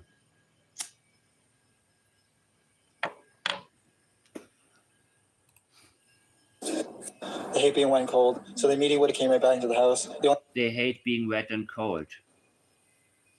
The two prints are right beside the house facing the road, and then Facing the road. Trying to convince us that they walked off. They did not. that's it. Post. That's it. He wants to end it right there. Nothing else to look at. Any officers they can get at the New Brunswick border. Why New Brunswick? And why did somebody in the know react so strongly to one of you saying, all the new tips come from just outside of Pictou? Well, I don't want to reveal who said it, but somebody I've talked about today felt the need to call that person to clarify, which I find really, really interesting. But the person said outside of Pictou, and he thought she said just outside of Pictou. That would be the Truro area. So a lot of conversations are coming my way from people who know more than they're saying. And it's always important for me to see what they're reacting to, what triggers those people. So when I realized about the tides,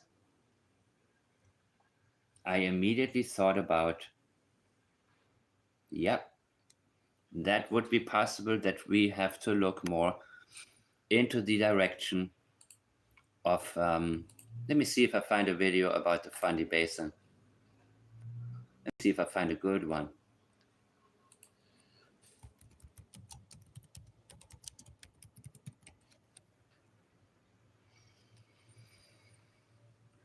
probably gonna have some music that gets me. Here is the personalized Nah, plan of short Tai Chi workouts tailored for I don't want beginners Tai over Chi. 50. I'm.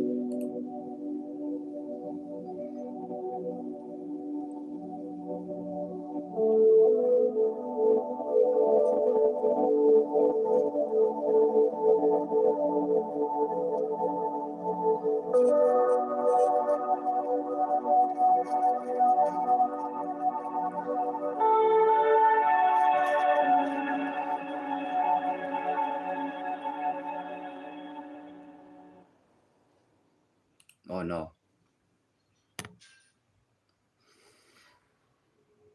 A better one needs to be somewhere. Mina, Space and Tides, time lapse. World's highest tides. I showed it before. Same music.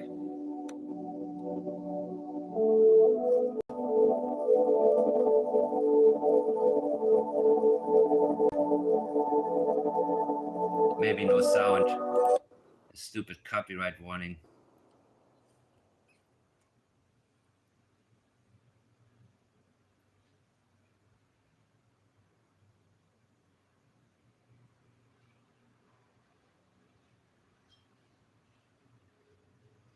Mina Spacen.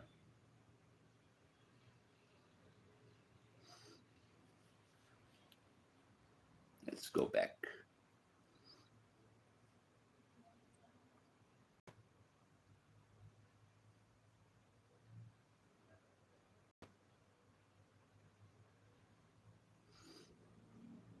And I have the one from the Muddy Waters, just to show you guys how muddy it really is.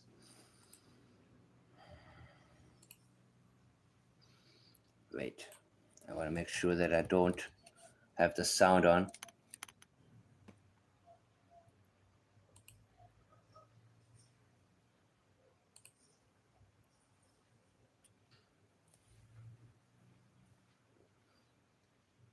Fundy. You will see how muddy that water is in a minute.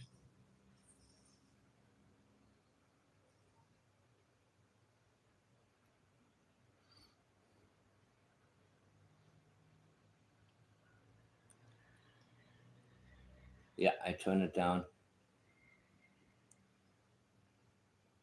Should have thought about this before. Okay. Now check this out.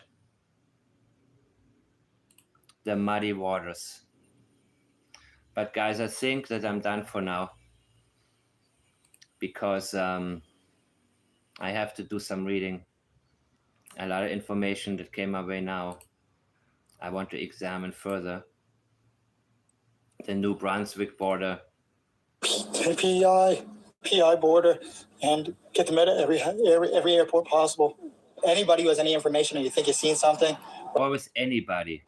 or hear something, or any messages from friends about hearing something, just contact. Yeah, any kind of rumor, any messages from friends, anything, right? Anything. Just don't look at me. Contact your local police services. Anything, guys. Anything. Anything. Let's look at you, Daniel. Oh, no, not here. Anywhere, but not here. Lean Jacker. Awesome kids, very, very kind. They'll talk to anyone. They want to go with anyone. They want to go with anyone. Always trying to plant the seed, but he cannot commit. He can only use passive language. They were taken. How do you know all of this, Daniel? How do you know? That's why he said to us, the boot prints were facing the road. Were they? And who cares which way they're facing if it's inside of the yard? They're facing in all types of directions. And they were away from the gate. You see, in the very beginning, he tried to make us think that there were many people have already concluded there were boot prints showing that the kids had left. But it was the area where Janie was raking inside of the yard. It was not boot prints that indicated that Jack and Lily had left. But you see what he did from the very beginning? He tried to make it sound like there are boot prints that are leading away from the yard, as if Lilly and Jack had walked away. This is the illusion he tried to give us. And when that's the first impression that you get of a case, something that is misleading, then it's very easy to conclude they must have walked away. He uses his language very, I don't want to say wisely in connection with Daniel, but he said certain things for a very specific reason. Highly deceptive. They're just looking to have as much fun as they can. Right. As much fun as they can. Always about fun. Like Sebastian was playing, he was having fun in his room. They always want to introduce the element of fun to make it sound like the kids had a fun life. Jack just absolutely loves bugs, dinosaurs, anything like that. But Lily loves girly things, but she also loves doing everything with Jack. Bugs, they're like best. No, she didn't like bugs. Janie told us she hated bugs. So is he trying to convince us that maybe Lily and Jack went out to find some bugs in the woods? You see, Lily hated bugs. But he's trying to tell us that she liked bugs. She loves doing everything with Jack, bugs. But you see also, he cannot commit to this. He can only throw in the word bugs. She also loved doing everything with Jack, everything. No, she didn't. What is everything?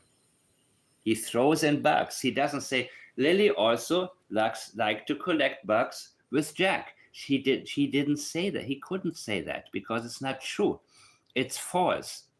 You see, he inserts the term bugs to make it appear like they would be the types of kids who just walk away and look for bugs somewhere. Whenever, and next time I will give you guys some other examples that I want you to look at when it comes to different cases and how deceptive the language actually is. I will take my time again. I'll take 2 days, guys. Or maybe tomorrow if I have a lot coming my way. Friends. They're like best friends who protect each other against you. Brother and sister. Their stepfather, Daniel Martel, spends every evening conducting his own search. As soon as How you know that? You see? That's why I say don't pay too much attention to news reports. Pay attention to what they are saying. I'm saying the scene they were missing. I jumped right in the vehicle and I did every dirt road and searched every culvert. The children are thought No, you went to the pipeline and then you came back. to have wandered away from their home in Lansdowne No, they're not thought to have wandered away. Station on Friday morning. Martel believes they were only gone for about 20 minutes before he and their mother noticed they were missing. The very first day I wasn't around very much because I was just searching. I was running to... The feeling, the need to explain what he did the very first day. I was just searching. Minimizing what he actually did. the woods, screaming their name till my throat hurt. Hardly any evidence at all since the first... Hardly any evidence at all. Hardly. He is not sure at this point what they're going to find. There was evidence. It was removed. It was trampled on, driven over, and so on and so on. But he's not that sure. He knows he dropped something. Okay, it's mind-boggling that nothing else was found. Just waiting and waiting from the... Nothing else was found. Passive language. Who should have found it? Should you have found more? What did you find at the pipeline? Come home. Well, I know they can't go forever. I mean, there's search and They can't go forever. rescue workers searchers that have already been injured. workers, that I mean searchers, why did he say workers first and correct it to searchers? Who were the workers? You mean your co-workers? Your co-workers from the place where you work once a week? Is that another leakage here?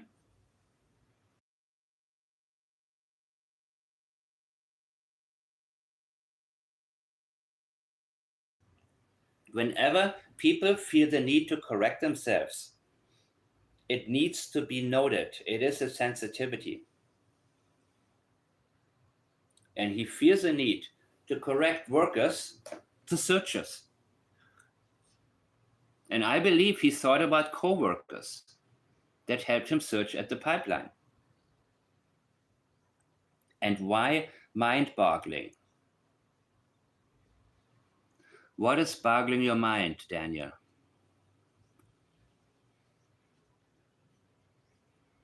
What happened all day at the pipeline? What did you find?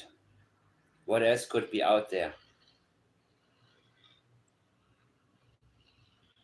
He came back, he said 9:09. It was 9:09 p.m. that he fell asleep. He was searching at the pipeline until there was no more light whatsoever. And he finally came home to get some sleep, and he passed out cold because he hadn't slept the night before that, guys. There is so much leakage, and even though there's so much coming out now, most of it is nothing. It's only misleading. So the best thing that I think we can do, you see, I've listened to some of these interviews already again with you guys. If there are any old interviews that you can send to me,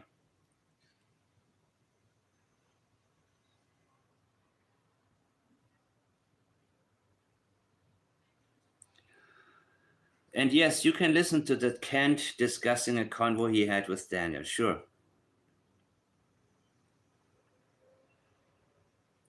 And if something stands out to you, and this is Kent's YouTube channel, Red Couch Tour in Pictou, Nova Scotia, Kent Corbett. Let me see.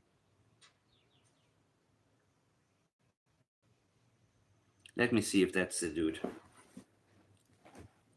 Maybe it's got some comedic value to it. Give me a second, people. Since I already let the cat out of the bag. Oh God, what are we doing here, people? This is such an obvious case. Wait. Oh, there he is. 57 seconds. I can do that. Okay. Let's see. Hi, everybody. Welcome to Pictou, Nova Scotia, Canada's ocean playground and the home of the Northumberland Fishing Museum and the birthplace of New Scotland and our wonderful Hector here next door. I was asked to come and tell you today what Canada means to me and why I love it. I'd like to say that Canada is the best place in the world because we have the freedoms to do what we want, when we want, as long as we're not breaking laws. Beautiful, right? What are we doing here? Yeah. I'm listening to Kent. Hi, CP. Hi, GSP. Are you still there? Are you okay? So? Of course. It's a 1-minute video. But our forefathers have fought for this right, and we take pleasure in being able to walk the streets and enjoy the festivals, the culture, the multiculturalism, and everything that happens in our province and our country. I've only seen from here to Ontario. I'd like to see the rest of the country, but I'd like to welcome anybody that is visiting this part of the country. And if you're not here, come on down and see us here in Pictou, Nova Scotia. All right. So, Mr. Rose, Mr. Mendoza runs a store. You know what? Sometimes I watch Judge Judy, I admit it, because I love to see the deceptive language. It keeps me I hadn't watched in decades, man, and now suddenly I like it. Oh my God. Kent and the War of 1812. What the heck? Yeah, the Judge Judy, I love when she actually says, no, that calls for interpretation. Nope, no, when she's, good at detecting people's deceptions and good at interrupting them. And I like that. Yeah, I watch her all the time now. Oh my God. No, Jerry Springer, I also thought it was too fake, when Judge Judy. Yeah, I watched as a kid. Yeah, of course I watched Springer, man. But then as I got older, I was like, I was like, this is too staged. But some of it was not, I guess, Judge Wapner, not Wapner, not Whopper. Yeah, I thought he was cool back then, but compared to Judy, I think he was boring, man. Yeah, I watched Judge Wapner in the 80s, late 80s. I know Rain Man loved to watch him. Maury, yeah, I like Maury Povich, man. I watched him. Dude, in the 90s, I watched all of this crap. I watched all of it. Like, I watched Jenny Jones. Sally Jesse I didn't like, but Jenny Jones was sometimes, yeah.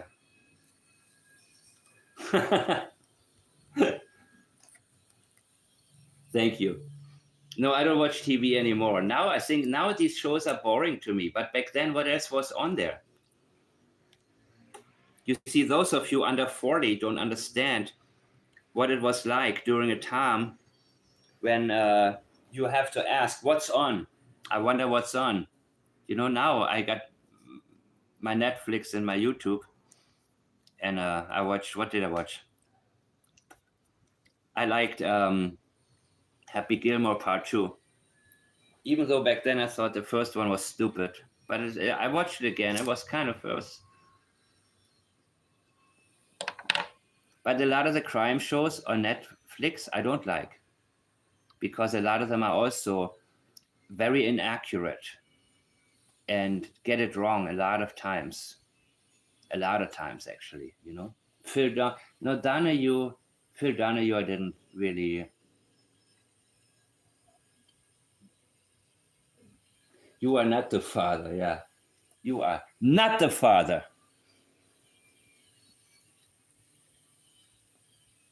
I think Maury finally retired at the age of 80, right?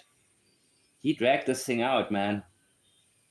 And he still had Geraldo Rivera. I watched him, yeah.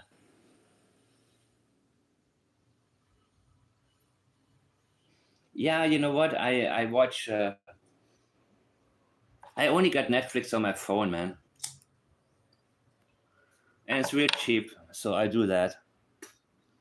And once in a while, something good is on, but most of the stuff that's being suggested to me... Oh, Mission Impossible. I watched, not the last one, of course. It's not on Netflix yet, but the one from before. So a couple times I'm like, oh, I know this one. Let's check it out. But I lose complete interest in fiction, by the way, more and more, because I realize that life, the truth is more exciting than fiction. And there are all these cases that are still in the back of my mind that I'm interested in knowing more about. And I do find out things that back then where I was oblivious to.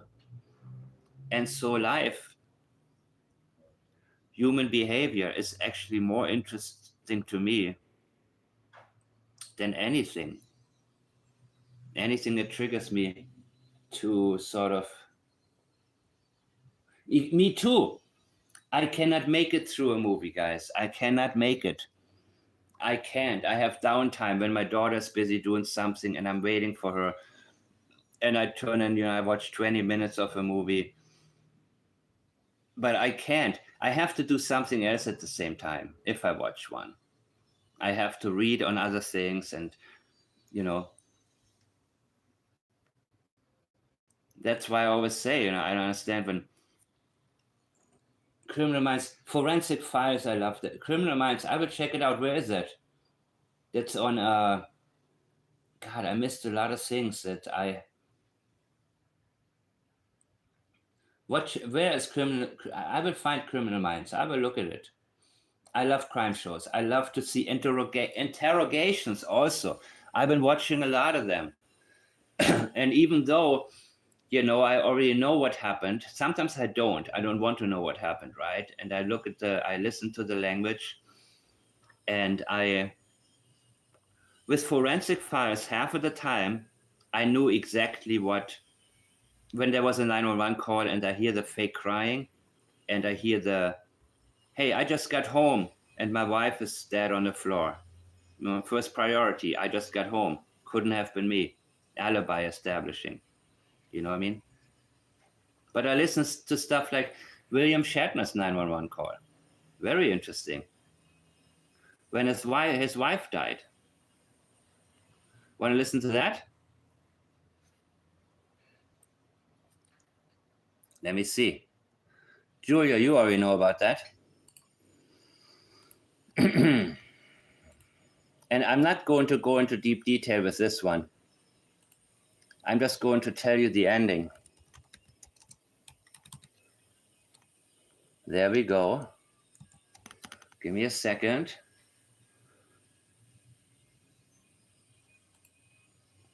What did you find? What the hell is this? Give me a second.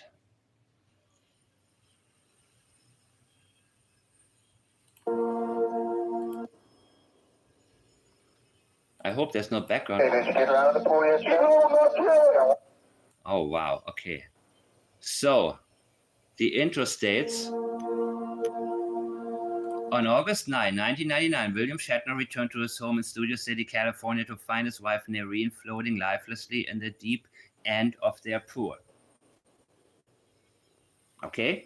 Now, ignore this part. We don't know at this point, did William Shatner return and find her there? We don't know, okay? We only listen to the language of the person. Now, so,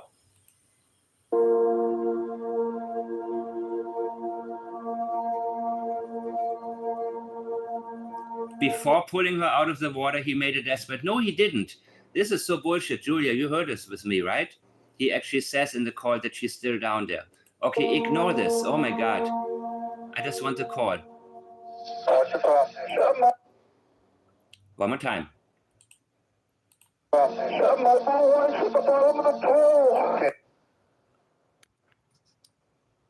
Did you hear this? What's the problem there, sir? My poor wife's at the bottom of the pool. One more time.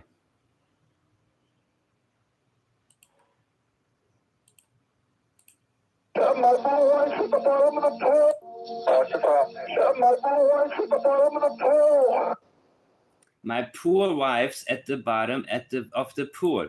What word stands out to you? Yeah, beam me up, Scotty. Yes, get her out. She's still there, but what word makes no sense? Or what additional word is in this statement that stands out to you? Poor. Did you know? Yes. There were news back then about his wife being being a heavy drinker. Did you know that not long after her death, he finally got his payout from Priceline, which at the time was reported to be $500 million because remember the Priceline commercials? He took a low salary, but he got stock options and he helped Priceline to become huge. And when it was time for him to cash out, it was $500 million that he no longer now had to share with her. I believe that is why the term poor entered his language. My poor wife.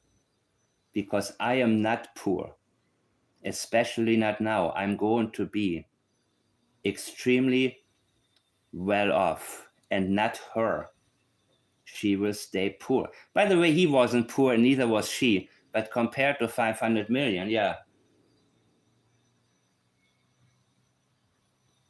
You see, I'm not going to give you a conclusion here, even though I talked to some people in law enforcement who there is a lot more to the story here. But and let's hear the rest. I will find it. I will find a better one if this audio is not good. Okay, did you get her out of the pool yet? No, not yet. Did you get her? Oh my God. The question is, did you get her out of the pool yet, sir? And I guess when calls come from Beverly Hills, they will call you sir on the phone, you know, with 911. If it's a poor area, they will be like, yeah, what you want? You know what I mean?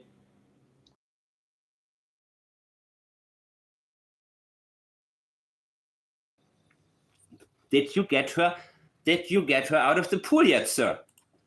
Out of the pool yet? No, not yet. I want you to... No, not yet. What you waiting for, dude? No, not yet. By the way, this audio is shitty, man. I played you a better one, Julia, before, right?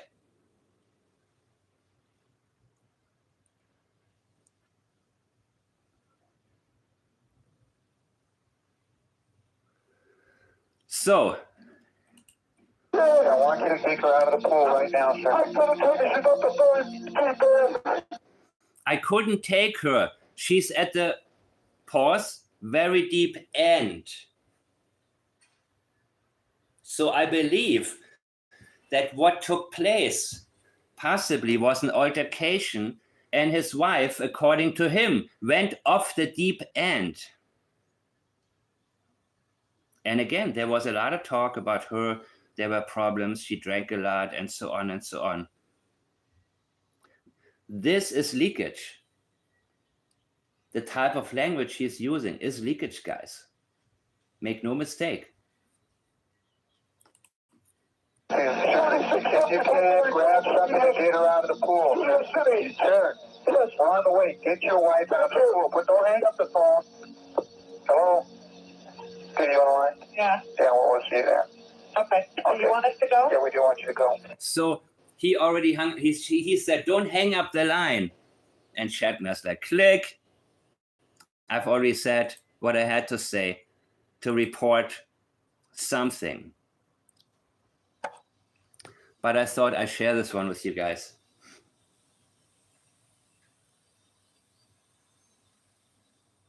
And yeah, there's a lot more that, shit, man, I was going to find a better audio because the one that I listened to before, and then he talked about his wife's death. Let's hear this one.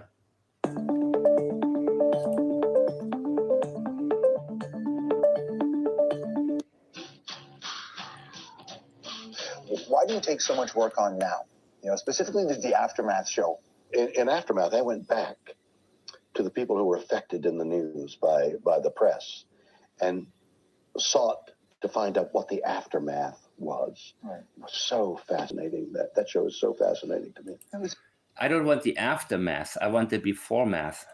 How much of it is connected to your own personal story? When your wife passed away, you are really hammered by the press. Well, not hammered, but no. Well, enough questions. Well, here's what happened with me. My wife. Here's what happened with me. Okay, just tell us what happened. Died. I wasn't there. I come home and. I wasn't there. I come home. You see, priority. Immediately. Alibi.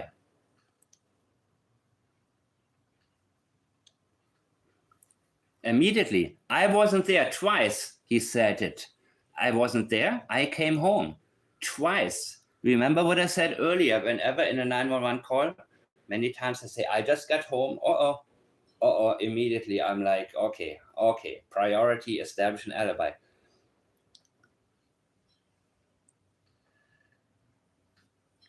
His priority. I wasn't there. I come home and And there she is. And there she is. Surprise. There she is. He sounds like what, D and J? Yeah.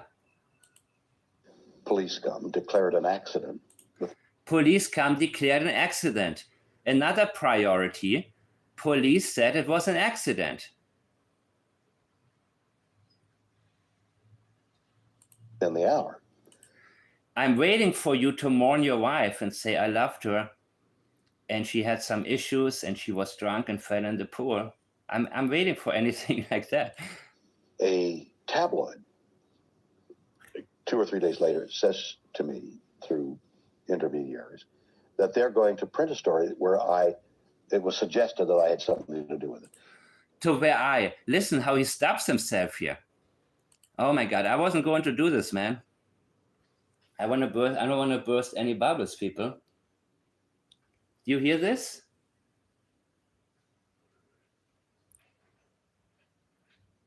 They were going to print a story where it was suggested that I had. That was almost embedded confession. He says, going to print a story where but he stops himself. You see? It was suggested that I had something to do with it. It was suggested that I had something to do with it. Listen to this again. When they correct themselves, pay close attention. Intermediaries. That they're going to print a story where it was, you see, when a sentence stops making sense, right before it, with it stops making sense. Ask yourself, what was he going to say? They're going to print a story where remember Jerry McCain's embedded confession? The police in Portugal, they purported that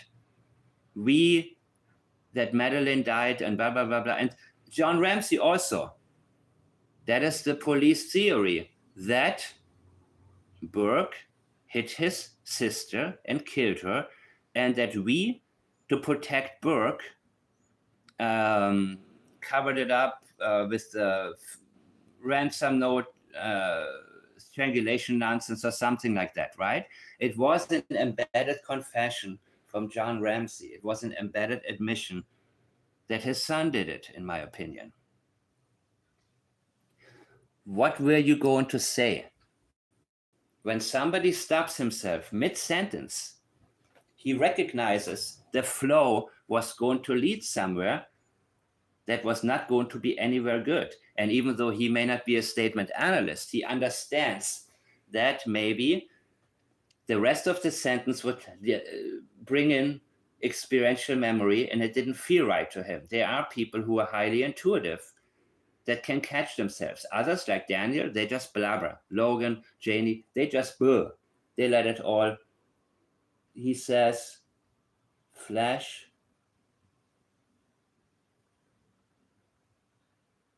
Why no investigation? Yeah. I mean, they call him sir in 911 call, right? They call you sir there when they know where you're calling from, and it's a good area. Suggested that I had something to do with it. And they wouldn't do that if I gave them an exclusive. So he's using now an accusation of blackmail. They were going to extort him. That they said, we're going to have a story that you had something to do with it unless you give us an exclusive. That doesn't answer whether or not he had something to do with it. But he is painting them as the bad guys right now, right then and there. And they may have said, why don't you give us an exclusive to clear it up, right? That's what journalists do. And then maybe use it in terms of, well, this is extortion. Now you're the bad guy and I'm not. So I made the decision. So this is Janie's style. Now he's now he's pulling a Janie. So remember when I said about what's so important about the so? I never heard of this story. So yeah. So means You have to accept what I just said. Let me tell you what you need to think about it. Let me tell you now what I'm getting at, what I want you to think. Right? That is making a decision for you. When you have the power to decide whether or not to believe somebody. He's saying, so, now I gave you the facts. Whether or not they are facts. So, now let me tell you what I want you to think. I made the decision. Then I think I would do it now, but in the midst of grief, you don't know. What is the decision?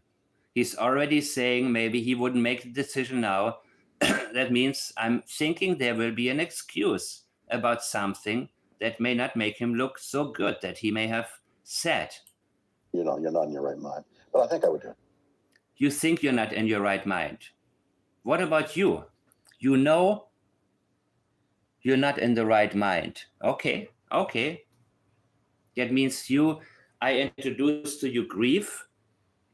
So whatever I did, you cannot hold against me. In the midst of grief, you know, you don't know, you know, you don't know, you know, you're not in your, what about me?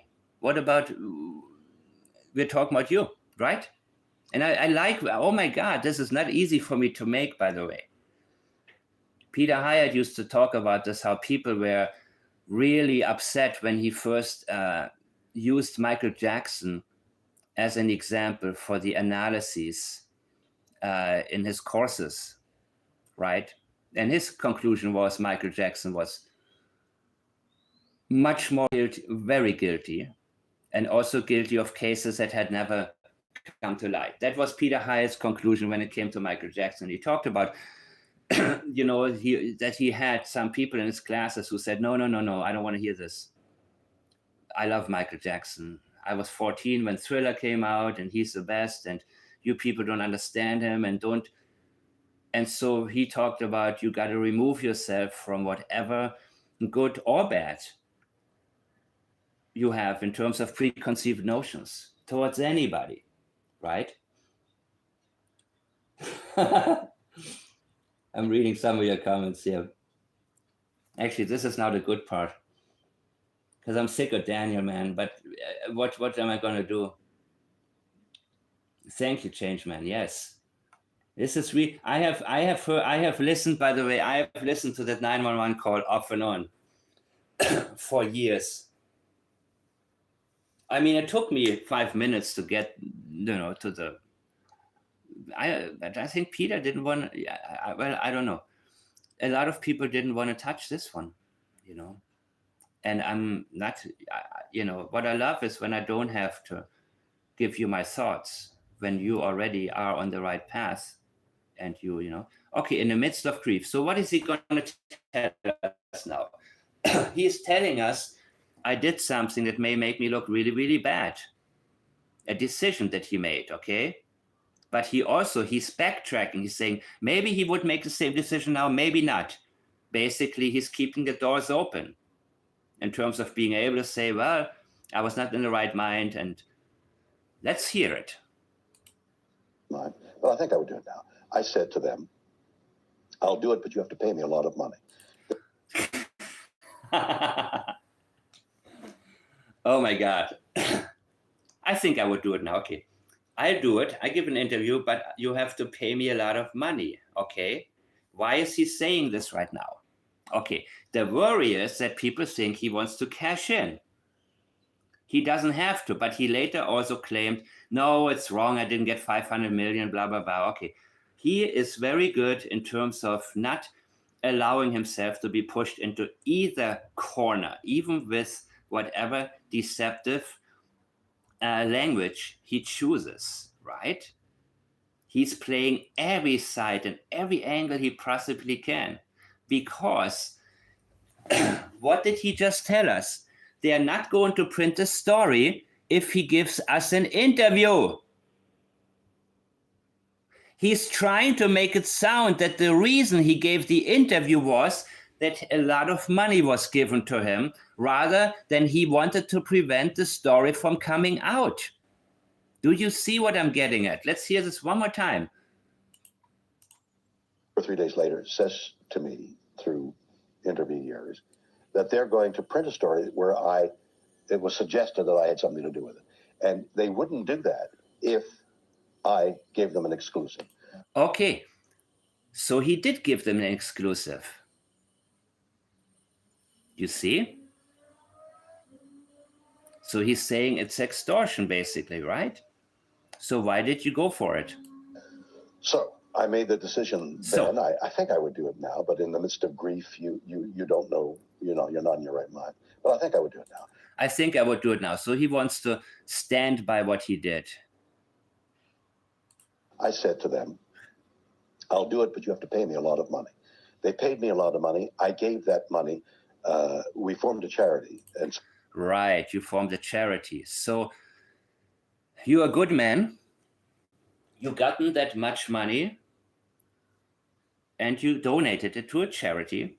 Oh, you formed a charity, it's your own. Oh, okay. Okay, you formed a charity. Got it. You gave that money. You formed a charity. Okay, so you're a good man here. And you didn't give the interview because you were scared of what they were going to print. If you didn't give them an exclusive, you went for it. But you don't want us to think that this was the reason. You see what I'm getting at? Is everybody going to sleep now?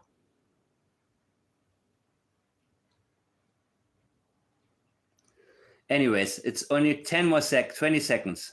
Some of her friends contributed, Noreen's friends contributed, and we formed the Noreen Shatner Foundation. Some of her friends, okay. So her friends are with you, meaning you're a good dude, right? For addicted women, and over the years. For addicted women, because she was drinking a lot, so he keeps that in the news.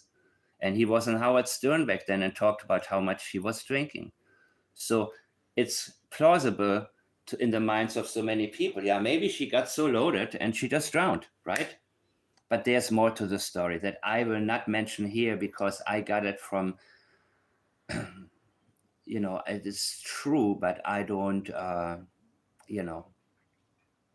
there's more to the story.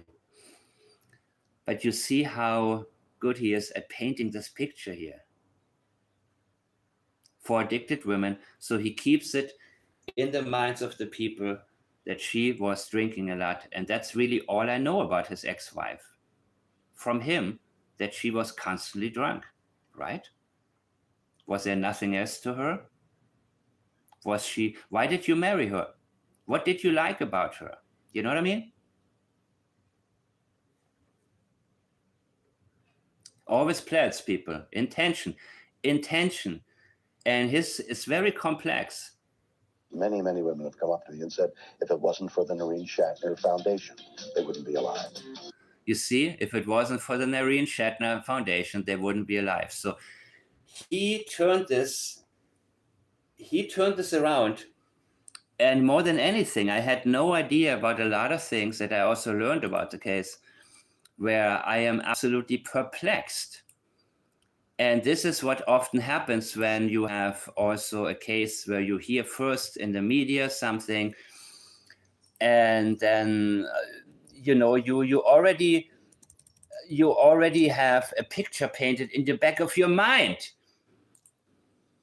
You already have a picture because whoever introduces a scenario or a narrative or a case to you has the opportunity to lead you down the wrong road when the question is, so what happened? That's why it's so dangerous when they say in the news, Daniel and Malaya had a lazy day and the kids just walked out and they walked away, and people assume that's what must have happened. That's why we always want to go back to the source. This looks like Logan McKenzie, by the way. And so Daniel, you know what? Give me a second, man. I'm not fucking done yet. I'm actually just waking up now, man, because this Shatner thing is, I want to see if I get a better audio. William Shatner I sent it to you before, Julia, right? A while ago. I sent you a much better one. Oh, because he has Rescue 911, that show.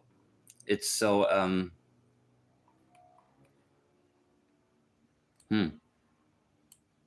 what the hell? Where am I at?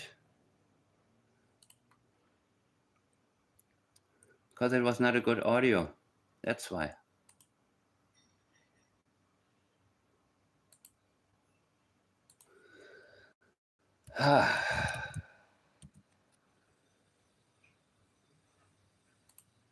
Search messages. Now I'm going to enter our own email, Julia. I'm going here and looking at it.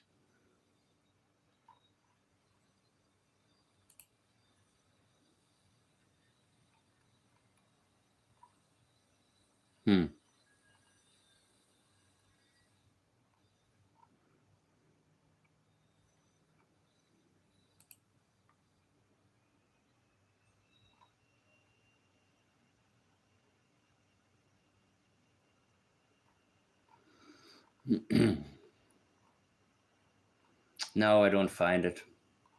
I think the audio was good enough.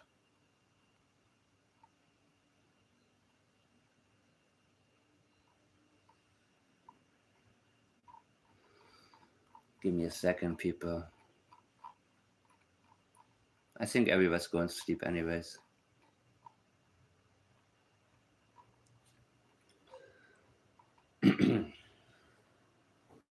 See my phone.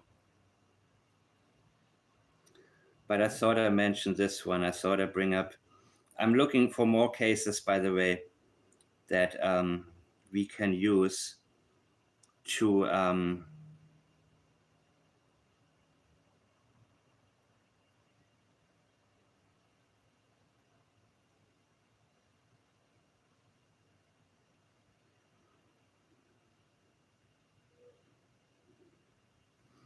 okay, one more try.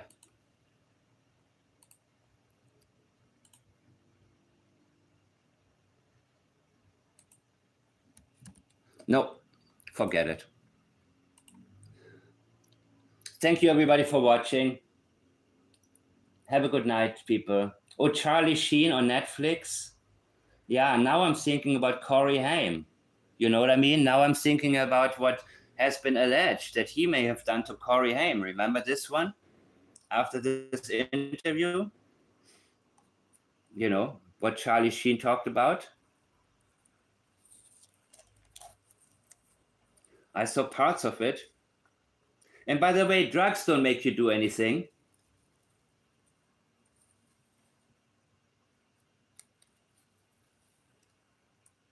Yeah. I mean, I will look more into these cases, people. And I thank you so much. Everybody's disappearing now. Thank you, GSP. Thank you so much. I don't have that much new on Daniel, but it'll come. It'll come. I'll ask Logan a question. Oh, my pleasure. By the way, any interesting cases you can think of, like the Shatner thing here, I would love to look at it.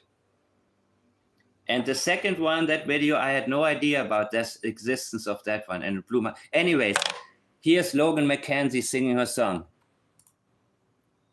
Wake up, everybody, stop sleeping. They want to charge more. Big companies are creeping into our internet.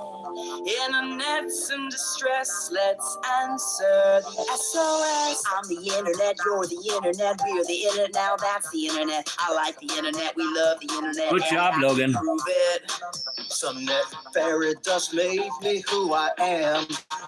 Living in a Neverland. The web's my playground, no suits allowed. Internet celebrities, let's sing it proud.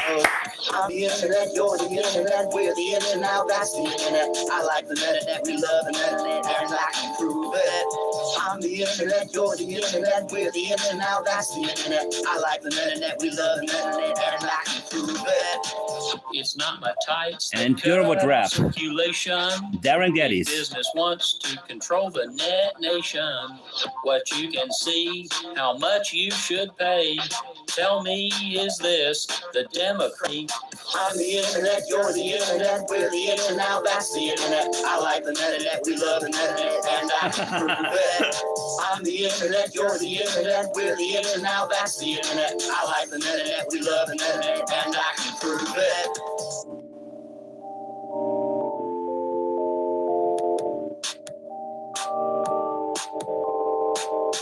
Wake up everybody, stop sleeping. They want to charge more. Big companies are creeping into our internet. Internet's in distress, let's answer the SOS. Keep it free and keep it open. Speak up or our World Wide Web will be broken. I'm the internet, you're the internet, we're the internet, now that's the internet. I like the internet, we love the internet, and I can prove it.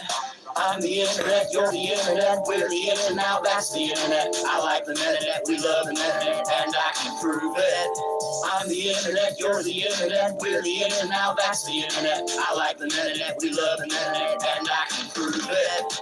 I'm the internet, you're the internet, we're the internet, now that's the internet. I like the internet, we love the internet, and I can prove it.